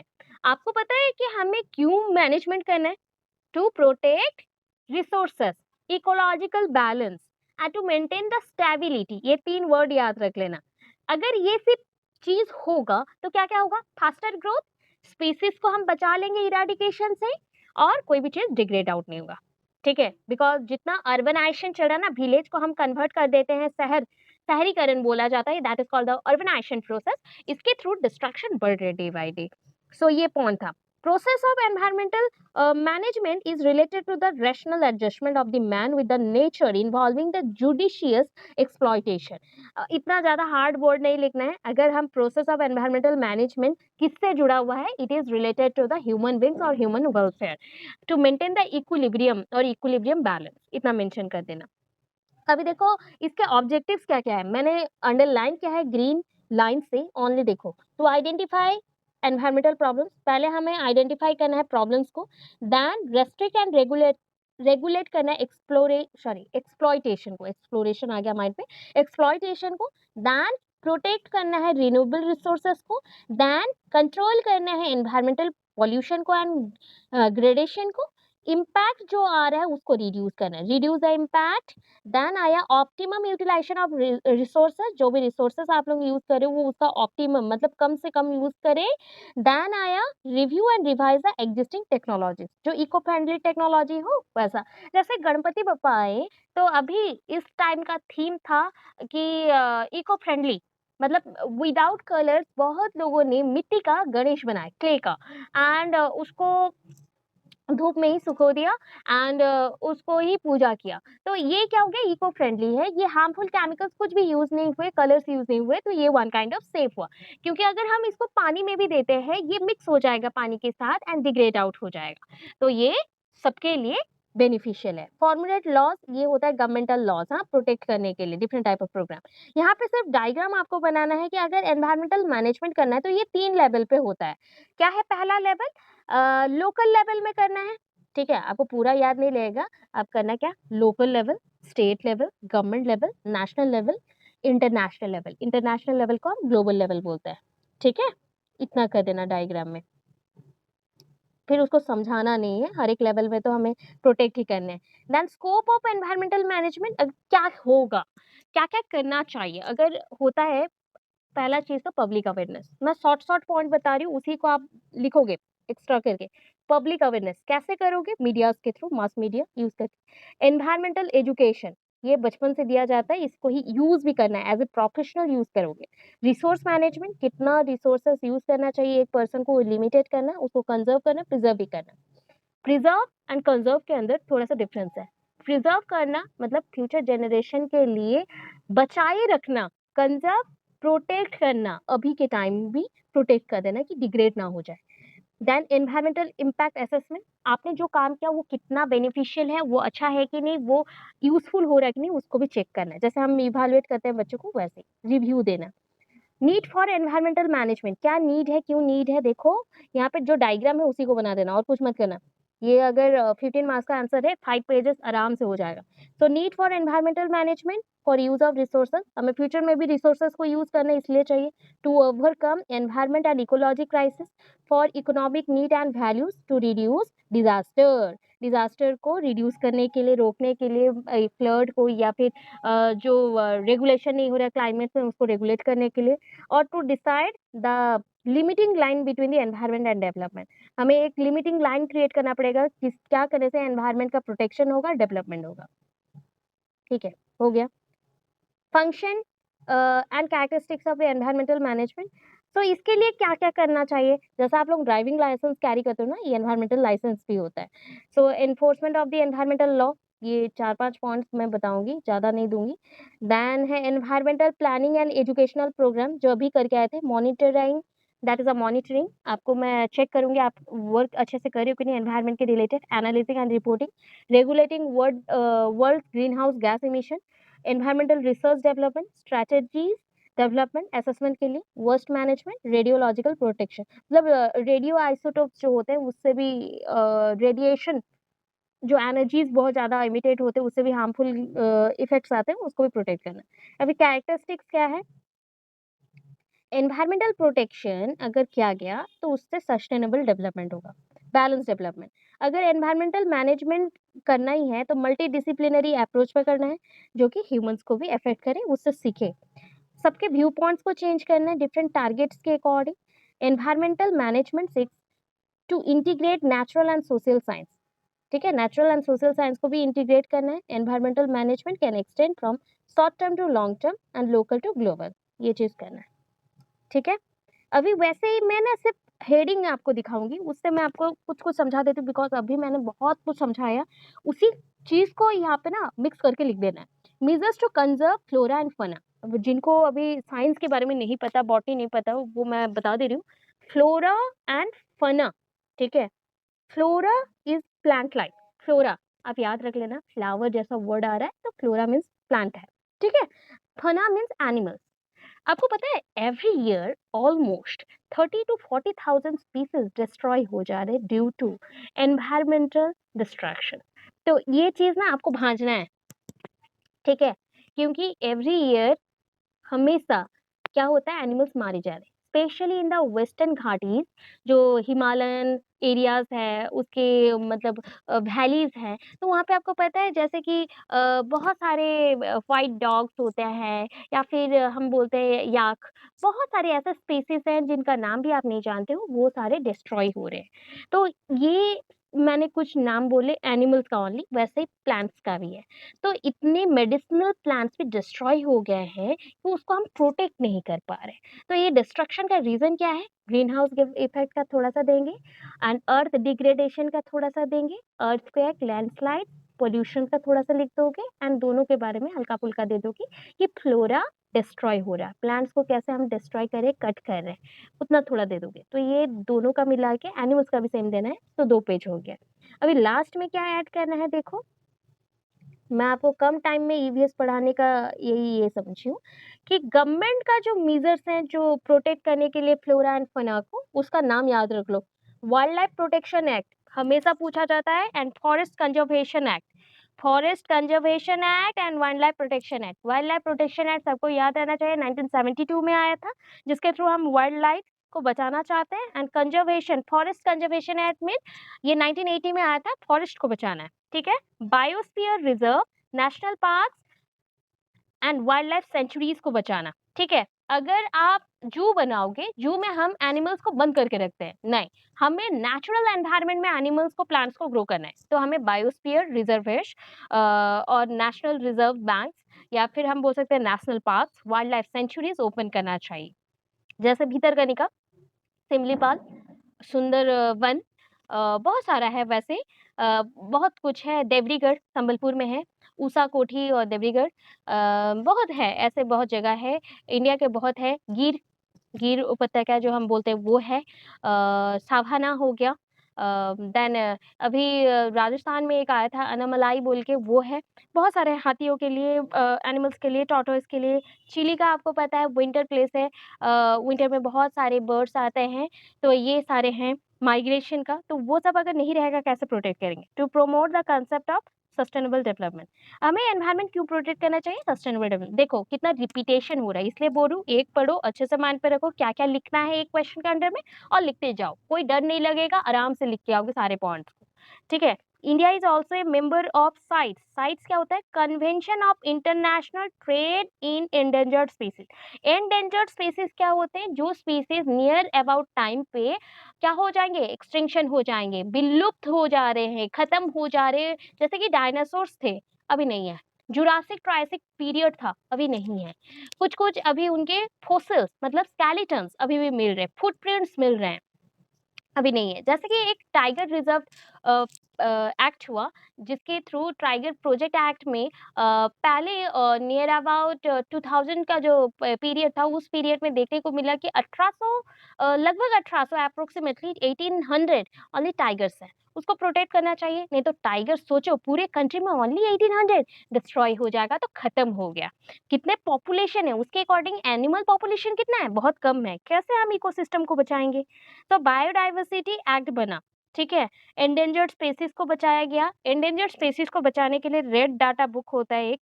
रेड डाटा बुक के अकॉर्डिंग कौन से स्पीसीज एंडेंजर्ड हैं, कौन से एरिया में हॉटस्पॉट जोन है, मतलब वहाँ के स्पीसीज बहुत जल्दी मारे जा रहे हैं या फिर खत्म हो जा रहे, तो उसी एरियाज में बहुत ज़्यादा काम किया जाता है बचाने के लिए। बायोलॉजिकल डाइवर्सिटी एक्ट 2002 में पास किया गया, जिसके थ्रू जेनेटिक रिसोर्सेस रखा गया, दैट इज जो स्पीसीज मारे जा रहे हैं या फिर नियर अबाउट टाइम में वो खत्म हो जाएंगे, उनके जीन्स को हम प्रोटेक्ट करके रखेंगे वर्ल्ड बैंक में, एंड उसके थ्रू हम लोग फ्यूचर में बहुत सारे स्पीसीज को क्रिएट भी कर सकते हैं।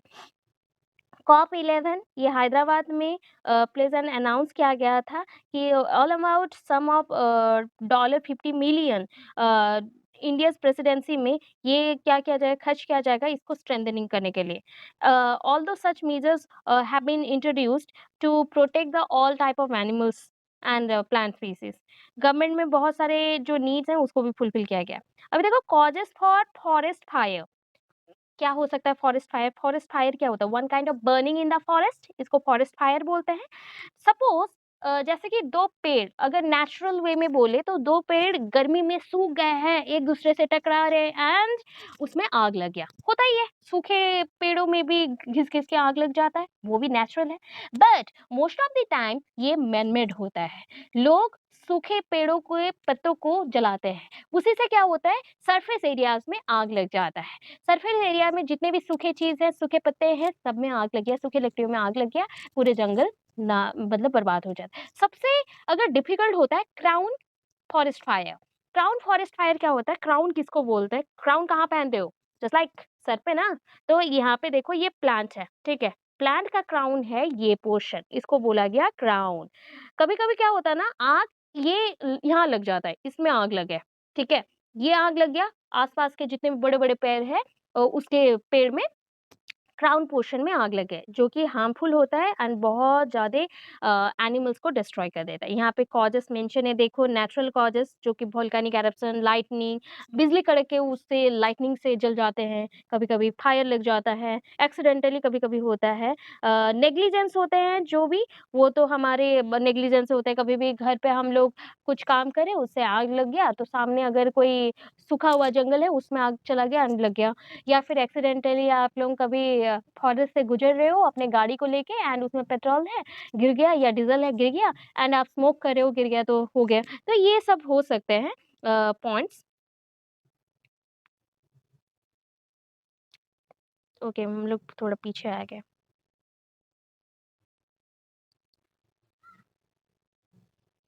ठीक है।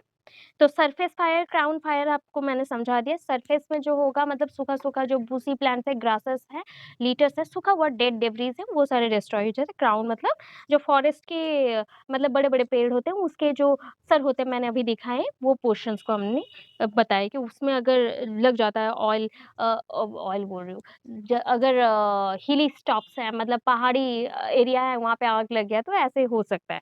तो ये बढ़ते-बढ़ते पूरा आग फैलता जाता है और इम्पैक्ट क्या आएगा? मतलब सोचो, हम लकड़ियों को टिम्बर भी बोलते हैं, loss of valuable timber resources. Carbon ज़्यादा बढ़ गया तो फिर से सोचो टेम्परेचर इंक्रीज़ करेगा।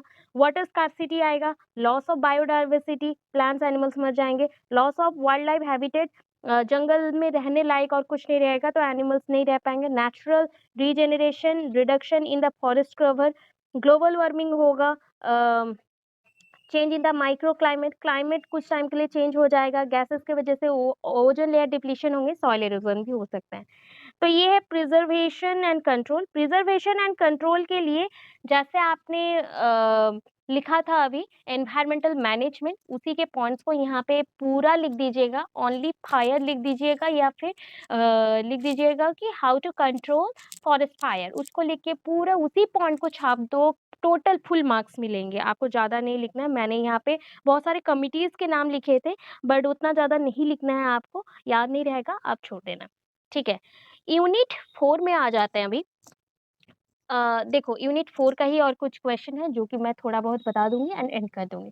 थोड़ा मैंने स्पीड पढ़ाया, टाइम होता तो श्योर शॉट मैं बहुत आराम-आराम से आप लोगों को पढ़ाती एंड आप लोग जानते हो मैं पिछले 2 साल से 3 साल से आप लोग मुझसे पहचानते हो मुझे, तो आप लोगों को मुझे कितना आराम से पढ़ाने से कितना अच्छा से मैं समझाती हूँ आप लोग जानते हो, फिर उसके लिए भी सॉरी बट क्या करें कि आप लोगों का एग्ज़ाम है और मुझे पूरा रिवाइज़ कराना था इसलिए मैं शॉर्टकट करवा रही हूँ एंड जो भी न्यू व्यूअर्स हैं प्लीज़ सब्सक्राइब कर देना। मैंने आज ही देखा कि जितने लोग देख रिव्यू कर रहे हैं उसमें से 59% ने अभी तक सब्सक्राइब नहीं किया है। सो प्लीज़ सब्सक्राइब कर दो, आपका मोटिवेशन बहुत नीड है मुझे क्योंकि आप ही के थ्रू हम लोग ग्रो करेंगे और भी बढ़ेंगे एंड किसी का सपोर्ट नहीं है, कुछ भी नहीं है, आप लोगों की सपोर्ट से ही मैं ग्रो करती हूँ। मेरा हर दिन का मोटिवेशन भी आप हो, सुबह से लेके रात तक का मैं इसी पे ही काम करती हूँ, स्टडी करती हूँ। टोटल बुक आज मैंने पढ़ा क्योंकि आपके अकॉर्डिंग मुझे थोड़ा-थोड़ा पॉइंट करके चूज़ करना था, आप लोगों को समझाना था, इस वजह से क्योंकि सारे ईवीएस बुक्स अलग-अलग होते हैं, थोड़ा बहुत चेंजेस होता है इस वजह से।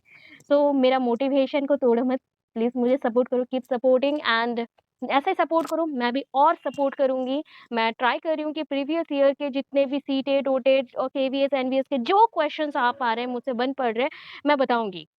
और बुक रहा बाकी बुक का बात, वो भी मैं बताते जाऊँगी, आर्यहाट का बुक यूज़ कर सकते हो। आप सीडीपी के लिए हिमांशी मैम का बुक भी यूज़ कर सकते हो। बट क्या है ना, मैं सबसे बेस्ट बोलती हूँ हमेशा कि आप लोग पहले बुक पढ़ा करो।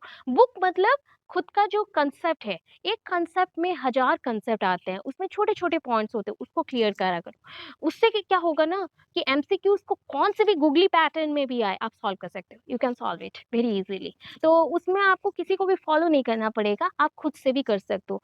ये तो काम है यूट्यूबर्स का, वो बोलेंगे मुझे फॉलो करो, ये करो, आपको मैं इतना दूँगी। बट खुद से अगर हम लोग नहीं पढ़ेंगे तो क्या होगा, ठीक है? तो आप लोगों के लिए तो मैं थोड़ा-थोड़ा मोटिवेशन आपको भी देती हूँ, पॉज़िटिवली मैं भी नीड करती हूँ, तो आप लोग मुझे सपोर्ट करो एंड एक साथ हम लोग ग्रो करते हैं। चलो, अभी 4th यूनिट में आ जाते हैं, हम लोग तो 2 यूनिट कंप्लीट कर लिए, अभी 4th में आ जाते हैं। तो पहला मूवमेंट है साइलेंट वैली मूवमेंट। ये साइलेंट वैली मूवमेंट कहाँ पे है, आपको पता है? इसको हम लोग साइलेंट वैली मूवमेंट क्यों नाम हुआ वो बाद में देखेंगे, ये केरला का है। मैं कुछ-कुछ पॉइंट बोलूँगी, हर एक चीज़ का आपको 1 से डेढ़ पेज लिखना है, शॉर्ट क्वेश्चन है, तो मैक्सिमम टू मैक्सिमम कितने लाइन्स होंगे? मैक्सिमम टू मैक्सिमम 15-20 लाइन लिखना है हमें। तो पहला थिंग, साइलेंट वैली मूवमेंट कहाँ पे है? केरला में है, याद रहा, ठीक है? केरला में ये नॉर्मली कितना एरिया कवर किया है? First thing 8,950 8,950 hectares area cover किया है। ऑल्टीट्यूड्स के अकॉर्डिंग कितना है? 3,000 फीट है, ठीक है? इन कौन से घाट देखो, पाला घाट, ठीक है? कहाँ पे है? पाला घाट। ये बहुत इंपॉर्टेंट जीके का क्वेश्चन भी है एंड ईवीएस का भी क्वेश्चन है। साइलेंट वैली मूवमेंट कहाँ पे हुआ? फिर से मैं रिवाइज करा रही हूँ। केरला में है, बालाघाट के पास 3000 फीट का ऑल्टीट्यूड है एंड हेक्टर्स में 8950 है। हो गया। ये हो गए पूरे एक लाइन कवर, मतलब आप अगर इसको सेंटेंस में लिखोगे 2 से 3 लाइन हो जाएंगे, खत्म। यहाँ पे भी क्या है देखो, कौन से टाइप के फॉरेस्ट हैं। ट्रॉपिकल रेन फॉरेस्ट, ठीक है, इन वेस्टर्न घाट्स। सो आपको बता दूं कि ट्रॉपिकल रेन फॉरेस्ट में बहुत सारे एनिमल्स रहते हैं, सरवाइव कर सकते हैं। तो अराउंड डिकेड से इसको देखा गया है कि ये ऑलवेज ग्रीन रहता है। एंड इसको किसने डिस्कवर किया था पता है? दैट इज वहां पे स्नेक एंड क्रोकोडाइल बैंक है। दैट मीन्स बोला गया था Romulus Whittaker, Whittaker, not Whittaker, Whittaker, ठीक है। Romulus Whittaker, founder of the Madras snake park and the Madras crocodile bank. Probably उन्होंने अटेंशन ड्रॉ किया केरला साइलेंट वैली का। मद्रास में उन्होंने snake park and crocodile bank है बोल के बोला था एंड उसके बाद इसका अटेंशन लोगों का गेन किया। हो गया। अभी यहाँ से आपको आगे जाना है, ठीक है।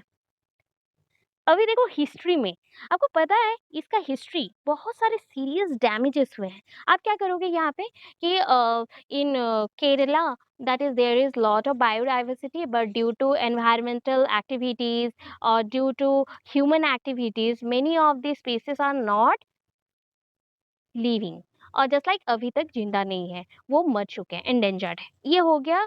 हमें क्यों चाहिए वैली प्रोजेक्ट? तो हिस्ट्री है, इस मूवमेंट को चलाने का मतलब था construction of a river valley project to face the need of the electricity and irrigation to the people of the area. मतलब लोगों को फार्मिंग के लिए पानी मिलना चाहिए एंड इलेक्ट्रिसिटी के लिए वाटर चाहिए। याद रहा? ये हो गया आपका 5th पॉइंट है। 4-5 पॉइंट्स हमने कंप्लीट कर लिया, तो उतना। इसको करने के लिए इस प्रोजेक्ट को किस लोगों ने, मतलब कितने लोगों ने आए थे? ये तो नहीं था, but NGOs and different type of governmental organisation ने यहाँ पे सपोर्ट सिस्टम स्टार्ट किया।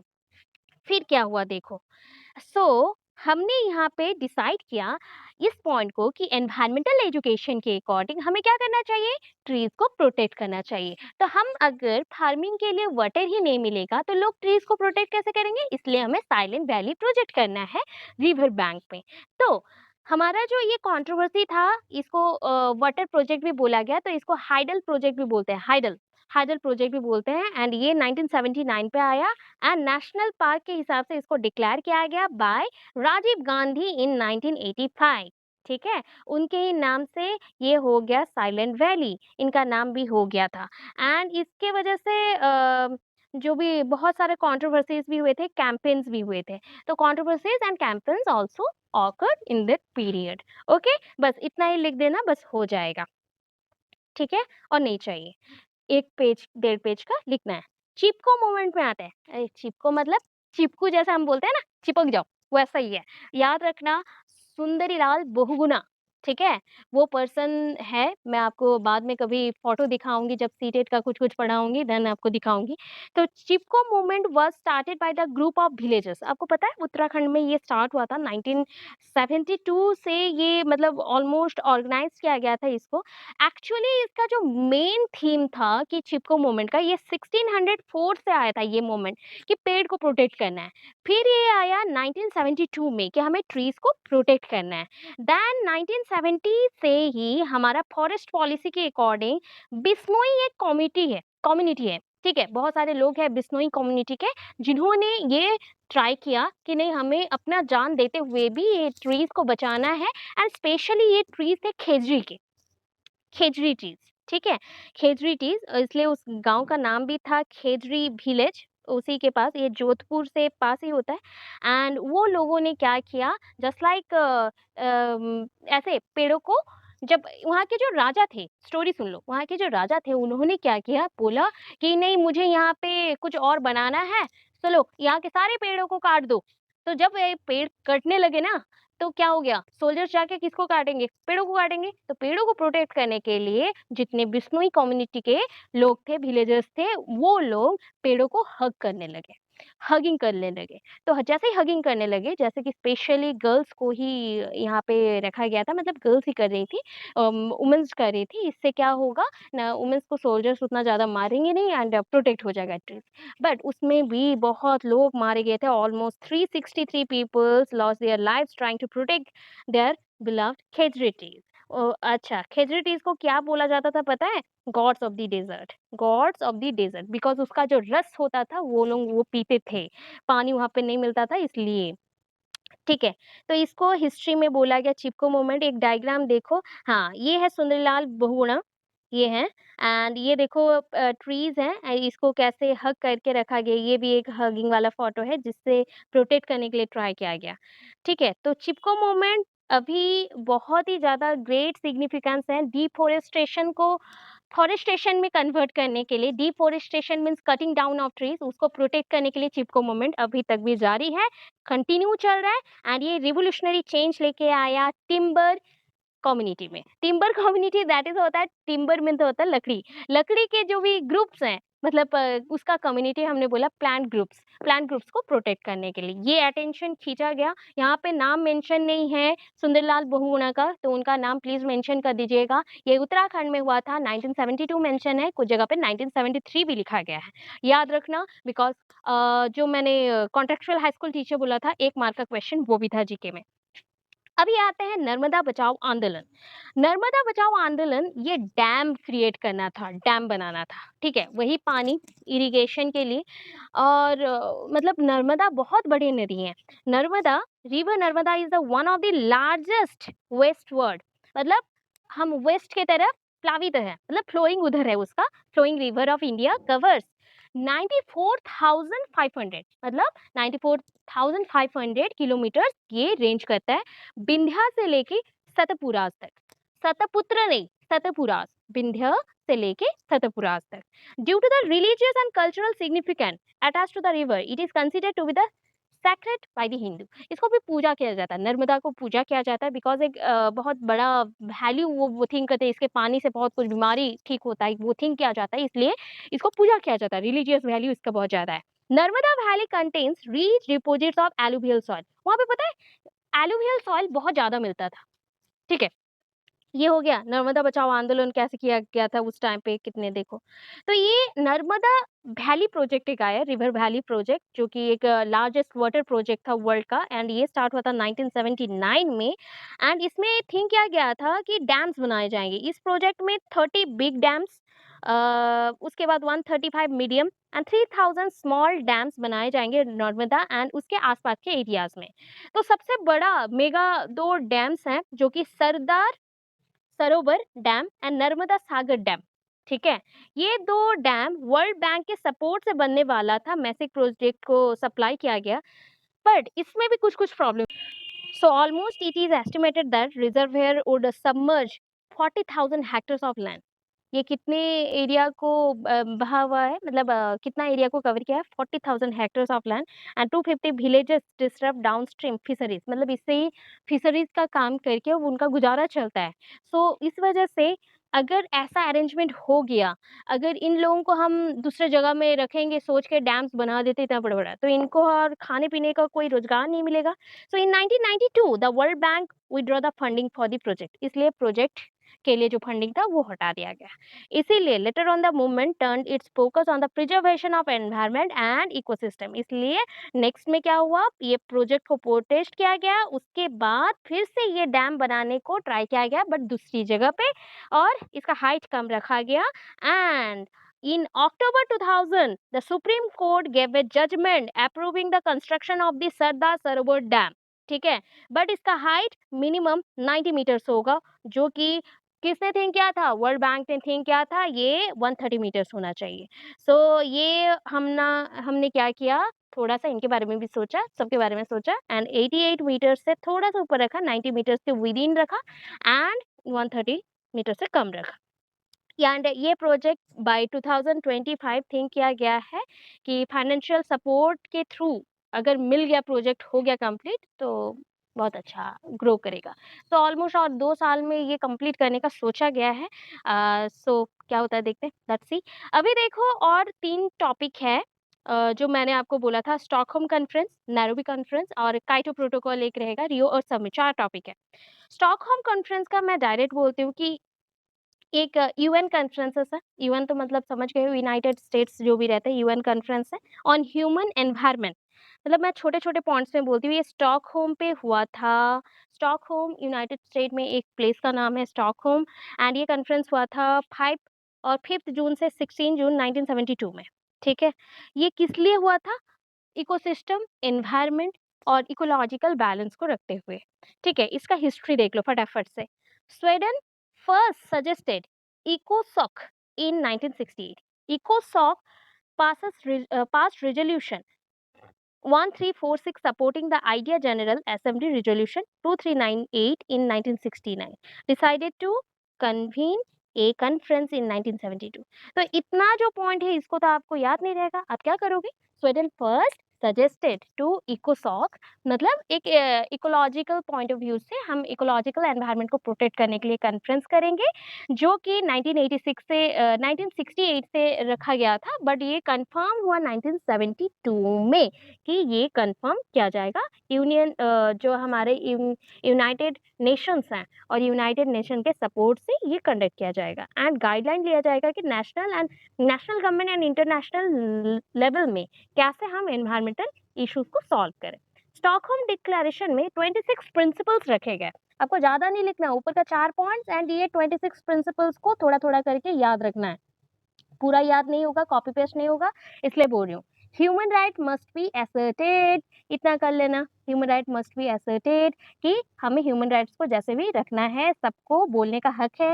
Natural resources must be safeguarded, natural resources को प्रोटेक्ट करना है। Earth capacity to produce renewable resources, earth को फिर से उपजाऊ बनाना है जैसे कि वो रिन्यूएबल रिसोर्सेज दे सके। Wild life must be safeguarded, wild life को प्रोटेक्ट करना है। ये 4 पॉइंट हो गए। Non renewable resources must be shared not existed, non renewable resources जो रिसोर्सेज रिन्यू नहीं हो सकते वो रिसोर्सेज को शेयर करो, कम से कम खर्चा करो, बट उसको डिस्ट्रॉय नहीं करो। Pollution must not exceed the environment capacity, environment का कैपेसिटी जितना है उससे ज्यादा ना हो। Damaging oceanic pollution must be prevented. Development is needed to improve the environment, development और developing countries therefore need assistance. हो गया। Developing countries need reasonable prices for export to carry out the environmental management. Environment policy must not hamper development. अभी बोलोगे ma'am इतना ज्यादा कैसे याद करें?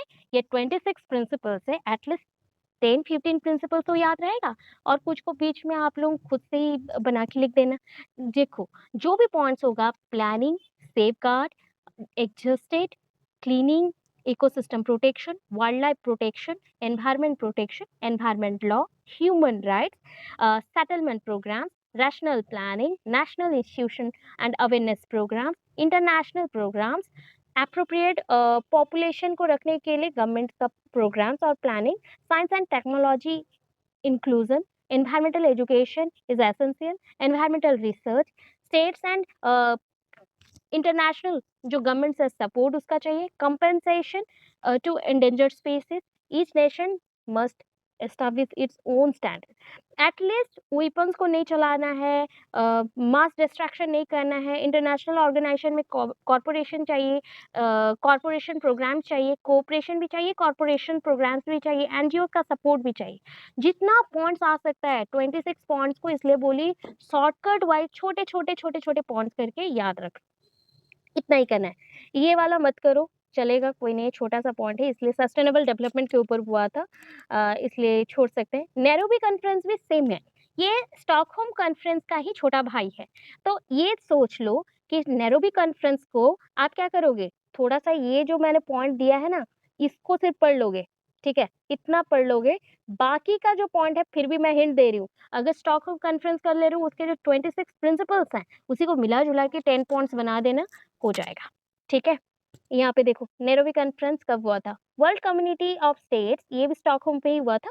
ये कॉन्फ्रेंस 1982 मेंशन है, 1982 में मई में हुआ था, वो जून में हुआ था, 5th जून से 16th जून, ये 10th से 18th मई to commemorate the 10th anniversary of the United Nations Conference on the Human Environment held in Stockholm. Having reviewed the measures measures taken to implement the declaration and action plan।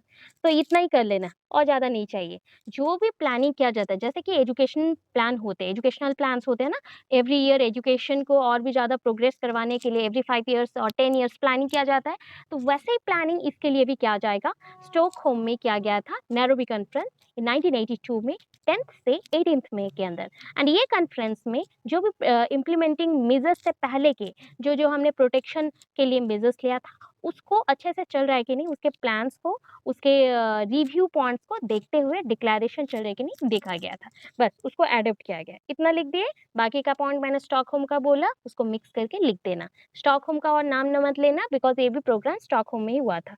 तो ये Stockholm conference को support किया था, उसी का part है। ये भी चाहता था कि स्टॉकहोम डिक्लेरेशन में जो पॉइंट है, जो भी एक्शन प्लान है, उसी के अकॉर्डिंग एक्टिविटीज हो, सपोर्ट मिले एंड जितना भी अनअवेलेबिलिटी है, रिन्यूएबल रिसोर्सेस है, नॉन रिन्यूएबल रिसोर्सेस है, उसको हम प्रोटेक्ट करें, ह्यूमंस को हम अवेयर करें एनवायरमेंटल एजुकेशन के अकॉर्डिंग एंड एनवायरमेंटल असेसमेंट हो, एनवायरमेंटल एजुकेशन के ऊपर रिसर्च वर्क हो एंड सेफ गार्ड हम प्रोवाइड करें वाइल्ड लाइफ के ऊपर, फ्लोरा फना के ऊपर, कंजर्वेशन एंड प्रिजर्वेशन एक्ट हो। बस इतना मेंशन कर दीजिएगा, ठीक है।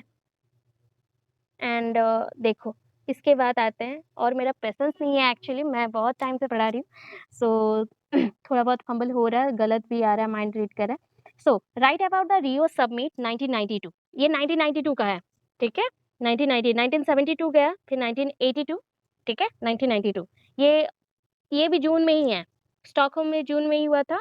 वो 5th जून से लेके हमारा आया 16th जून, ये 3rd जून से लेके 14th जून 1992 में रियो डे जेनेरो, ठीक है, रियो डे जेनेरो होस्टेड, ये एक एरिया का नाम है, जगह का नाम है, Rio de Janeiro hosted United Nations conference on educational development. Educational development means environmental education and development, environment के ऊपर जो डेवलपमेंट हुआ उसके ऊपर है। United nation conference on environment education लिख सकते हो, स्किप भी कर सकते हो, एजुकेशन एंड डेवलपमेंट उसके ऊपर हुआ था, इसलिए इसका नाम रियो डी जेनेरो है, इसलिए रियो अर्थ समिट बोला गया। ये समिट में 105 नेशंस ने अपना पार्टिसिपेशन दिया था, गैदर्ड हुआ था, अपना पॉइंट ऑफ व्यू दिया था सस्टेनेबल डेवलपमेंट के लिए। पॉलिटिकल कंसेप्ट के अकॉर्डिंग ये बहुत बड़ा कॉन्फ्रेंस था जो कि अर्थ को प्रोटेक्ट करने के लिए था। तो यहाँ पे भी फिर से मेजर अचीवमेंट्स क्या क्या है, recognition that the increasingly serious environmental and developmental problem जो भी वर्ल्ड पूरा फेस कर रहा है, जिसके थ्रू ग्लोबल सोल्यूशन चाहिए, उसको रिकॉग्नाइज करना। Recognition that solution to this problem require and corporation and cooperation, दोनों ही, नेशन एंड नेशनल, इंटरनेशनल, तो दोनों पॉइंट्स का सपोर्ट चाहिए, इसलिए जितने भी प्रॉब्लम्स हैं उसका कौन सा सोल्यूशन मिला है उसको भी देखना चाहिए, उसको रिकॉग्नाइज करना चाहिए। Then recognition that well being of humanity depends on well being of nature. अगर इंसानों का भलाई चाहते हैं, इंसान भी चाहते हैं, तो उनको पहले एनवायरनमेंट का भलाई चाहिए। तो देयर आर 5 की agreements adopted by the consensus, जो भी यूनाइटेड नेशंस के मेंबर्स थे, डिफरेंट स्टेट्स थे, 105 स्टेट्स थे, वो सारे यहाँ पे जो मेंशन था 105 नेशन, मतलब स्टेट्स नहीं, नेशन, सॉरी, नेशन, उस टाइम पे ना नेशंस को भी स्टेट्स बोला जाता था। ये स्टेट्स का मतलब नहीं होता है कि अभी का जो कंट्री के विद इन जो स्टेट्स है वो, उस टाइम पे हम लोग ऐसे ही कोई चीज़ का एक फिजिकल एंटिटी दिखाना चाहते हैं तो स्टेट्स बोलते हैं। तो वैसे ही नेशंस को भी हम स्टेट बोल सकते हैं, 105 नेशंस ऑफ स्टेट्स, और नेशनल स्टेट्स भी बोल सकते हो। एंड इसके अकॉर्डिंग फर्स्ट था the Rio declaration of environment and development. इन्होंने बोला human being are at the centre of concern. Sustainable development चाहिए तो human beings are the centre of concern, इतना पहले याद रखना। हेल्दी एंड प्रोडक्टिव लाइफ के लिए ये इंपॉर्टेंट है। Agenda 21 which sets the common framework of action, इतना याद करो, कॉमन फ्रेमवर्क ऑफ एक्शन, मतलब कॉमनली एक फ्रेमवर्क में वर्क करने के लिए, एनवायरनमेंट को प्रोटेक्ट करने के लिए एजेंडा 21 चाहिए। फॉरेस्ट प्रिंसिपल्स रहेंगे जो कवर करेगा management, conservation, sustainable development of all forest. Then ये फ्रेमवर्क ऑफ कन्वेंशन, ये क्लाइमेट के लिए रहेगा, क्लाइमेट चेंज के लिए, इतना ही लिखे, फ्रेमवर्क कन्वेंशन और क्लाइमेट चेंज। ये convention on protect of biological diversity, biological diversity को प्रोटेक्ट करना है, बस इतना मेंशन कर देने से हो जाएगा। काइटो कॉन्फ्रेंस, ग्लोबल वार्मिंग याद है आपको, उसी को प्रोटेक्ट करने के लिए काइटो प्रोटोकॉल आया था, इसको काइटो कॉन्फ्रेंस और काइटो प्रोटोकॉल भी बोलते हैं, कोई कोई कीटो भी बोलता है, कीटो कॉन्फ्रेंस और कीटो प्रोटोकॉल, ये 1997 में हुआ था। बोल सकते हैं आफ्टर माय बर्थ 1996 में मैं बर्थ हुई हूँ, उसके बाद ही ये हुआ है। एंड इसके according United Nations framework convention और क्लाइमेट चेंज, देखो UNFCCC शॉर्टकट है, ठीक है। ये किसके थ्रू हुआ? इंटरनेशनल पॉइंट पे हुआ, इंटरनेशनल ट्रीटी और ऑर्गेनाइजेशन ने इस पे वर्क किया। And United Nations framework convention on climate change, इन्होंने किया था। And that commits state parties to reduce, जितने भी स्टेट पार्टीज हैं, जिन्होंने भी जितने नेशन इसमें एंटर किए थे, सबको मानना था कि ग्रीन हाउस गैस का जो इमिशन है उसको कंट्रोल करना है, रिड्यूस करना है। उससे क्या होगा? ग्लोबल वार्मिंग जो एग्जिस्ट करे उसको प्रोटेक्ट करेंगे। ह्यूमन मेड जो CO2 इमिशन है उसको हम रिड्यूस करना चाहते हैं, क्योंकि उसी के थ्रू ग्लोबल वार्मिंग हो रहा है। तो इसीलिए काइटो प्रोटोकॉल इन काइटो जापान में इसको मेंशन किया गया था कि उसी में अडॉप्ट किया गया, उसी एरिया में, उसी कॉन्फ्रेंस में ऑन 11/12/1997, मतलब ये दिसंबर 11 में हुआ था 1997 में। एंड इसमें 192 पार्टीज ने ज्वाइन किया था एंड प्रोटोकॉल को एडॉप्ट किया, ठीक है। और ये वर्क पे आया 2005 में। सोचो कितना साल लग गया, 7 साल लगे इसको वर्क करने में। एंड 16 टू मतलब February 16 2005 में ये आया। इसके अकॉर्डिंग इसके प्रिंसिपल्स क्या होंगे? याद करो ग्लोबल वार्मिंग का बात।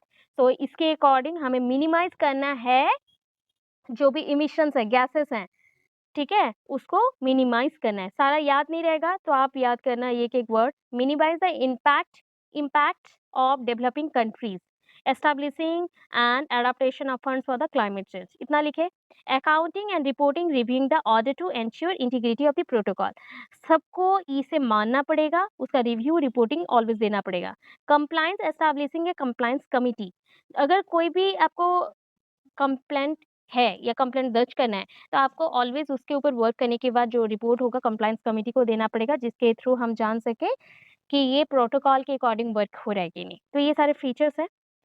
इसके बाद ना इसका क्रोनोलॉजी पूरा दिया गया है, तो आप मत इसका करो और ज़्यादा, ये पूरा है तो इसको नहीं लिखना। अभी क्या करोगे, नेक्स्ट पेज में जाओगे, ठीक है। मेजर फीचर्स चले जाना, मेजर फीचर्स को देखोगे, मेजर फीचर्स को लिखोगे ओनली नेक्स्ट पेज में जाके। The protocol's major features is that it has mandatory target on greenhouse gas emissions for the world leading economics which have accepted it। मतलब जो भी वर्ल्ड के लीडिंग कंट्रीज है, जो कि इंडस्ट्रीज के लिए फेमस है, इंडस्ट्रियल एरियाज के लिए, वहां से गैसेस बहुत ज्यादा इमिटेट हो रहे हैं, तो उसको पहले रोकना पड़ेगा। वो अगर एक्सेप्ट कर लेते हैं तो almost 8% to 10% of the countries individuals, अगर देखा जाए 1990 तक जो इमिशंस थे वो एटलीस्ट 5% तक आ जाएंगी, ठीक है, 2008 से लेके 12 के अंदर। ये था कमिटमेंट। कमिटमेंट अंडर प्रोटोकॉलवरी, दैट इज अ प्रोटोकॉल्स के अंदर जो भी नेशन टू नेशन पॉइंट्स को वैरी किया गया वो चीज है कि पहला तो टारगेट है the overall 5% target for the developed countries, it to be met through cuts of 8% in Europeans और यूरोपिनियंस लिखा गया है, Switzerland and most central and east European states, मतलब पूरे सारे कंट्रीज में ये लिखा गया है कि 5% आपको इमिशन रेट कम करना पड़ेगा। एंड यूरोपियंस जो स्विट्जरलैंड हैं या फिर most of the central east European states हैं, वहाँ पे 8% है, इसको कम करना पड़ेगा। Then compensate for the sting of binding targets, पहले तो आपको एग्रीमेंट साइन करना पड़ेगा, कभी भी कुछ भी आप ओपन करते हो इंडस्ट्रीज तो आपको एग्रीमेंट साइन करना पड़ेगा कि आप इसी रेट के अंदर ही अपने टारगेट के हिसाब से ही वर्क करोगे, इतना गैसेस आप इमिटेट करोगे जिससे हमारा एब्जॉर्बेंस हो सके। The protocols not only has to be an effective against a complicated world wide problem, it also has to be politically acceptable. इस प्रोटोकॉल को सिर्फ वर्ल्ड वाइड प्रॉब्लम्स को सॉल्व करने के लिए नहीं, पॉलिटिकली भी एक्सेप्ट किया गया था। There is a delicate balance to international treaties, international जितने भी ऑर्गेनाइजेशंस हैं सबने इसको एक्सेप्ट किया था, ये डेलिकेट था, बहुत ज़्यादा नाजुक था, फिर भी एक्सेप्ट किया था। सो इतना है टोटल, 3-4 यूनिट का हमने पढ़ लिया। एंड ऑलमोस्ट इतना भी आप जितना मैंने पढ़ाया, इतना भी अगर पढ़ के कोई इंसान जाता है तो वो 40 मार्क्स का तो क्वेश्चन पेपर अटेंड कर लेगा। एंड बोल देती हूँ फर्स्ट यूनिट का एक ही वीडियो मैंने बनाया था, उस एक वीडियो में पूरा यूनिट पढ़ाया है, उसको देख लेना। दैट इज़ द स्वच्छ भारत अभियान। सस्टेनेबल डेवलपमेंट के ऊपर एक वीडियो ऑलरेडी है, जिसको मैं प्लेलिस्ट में दे दूँगी, आप लोग प्लेलिस्ट प्लीज़ चेक कर लेना, सारे प्लेलिस्ट रेडी कर दिया है। एंड उसके साथ-साथ और एक क्वेश्चन है जैसे कि मेथड्स का, मेथड्स पहले भी पढ़े हो, 3rd सेम में, 2nd सेम में पढ़े हो, तो आपको मैं बहुत बार बोलती भी हूँ, मेथड्स का पूरा 2 वीडियोज़ हैं, उसको देख लो, उससे आपको पूरा मेथड्स आ जाएगा। एलिमेंटरी लेवल और सेकेंडरी लेवल, प्राइमरी लेवल में एजुकेशन, एनवायरमेंटल एजुकेशन को कैसे पढ़ाओगे? कुछ नहीं, आपको याद रखना है एलिमेंटरी लेवल तक, प्राइमरी एलिमेंटरी लेवल तक by working, that means by doing ये चीज़ होगा। मतलब कोई भी चीज़ करते हो, तो वो सोशल होना चाहिए। जैसे प्लांटेशन कर रहे हो, तो प्लांटेशन क्यों करना है, उसको बोलने के साथ-साथ आपको करके दिखाना है। जब बड़े हो रहे हो, तो बच्चों को रिसर्च वर्क में डालना है। तो इसको थोड़ा-सा जैसे कि एनवायरमेंटल एजुकेशन का नीड, स्कोप, इम्पोर्टेंस क्या है, उसको लिखते हुए थोड़ा-थोड़ा डिफर कर देना, बस हो जाएगा। सो आई होप पूरा पेपर अच्छे से आप लोग कर लोगे and thank you so much. And अभी मैं बहुत ज़्यादा थक गई हूँ, सो थोड़ा-सा फंबलनेस भी रहा। इतना ज़्यादा बड़ा वीडियो था, सो सॉरी उसके लिए। नेक्स्ट टाइम जब भी कुछ नीड हो, जब भी कुछ हो, तो एक ही चीज़ है कि आप लोग पहले से बोलोगे तो मैं पहले से ट्राई करूँगी सब कुछ करने के लिए, ठीक है? एंड प्लीज़ शेयर कर दो अपने दोस्तों के साथ भी एंड सब्सक्राइब भी कर दो। इतने सारे यूट्यूबर्स के वीडियो सब्सक्राइब कर लेते हो, हम लोग को भी सपोर्ट कर दो, सब्सक्राइब कर दो, जिससे मैं और भी ज़्यादा मोटिवेट हो जाऊँ एंड आप लोगों के लिए न्यू वीडियोज़ लाऊँ जो कि इम्पोर्टेंट है एंड आप लोगों को हेल्प हो। अगर थोड़ा-सा भी हेल्प हो तो प्लीज़ जो न्यू व्यूअर्स हो सब्सक्राइब कर देना and thank you so much. Comment में ज़रूर बताना कि आप लोगों का एग्ज़ाम्स कैसे गया है, क्योंकि अदरवाइज़ मुझे पता भी नहीं चलेगा आप लोगों का एग्ज़ाम्स कैसे जा रहा है, कैसे क्या होगा, तो मुझे ज़रूर इन्फॉर्म करिएगा। Thank you so much, all the best for your exam and for your future also. Thank you so much.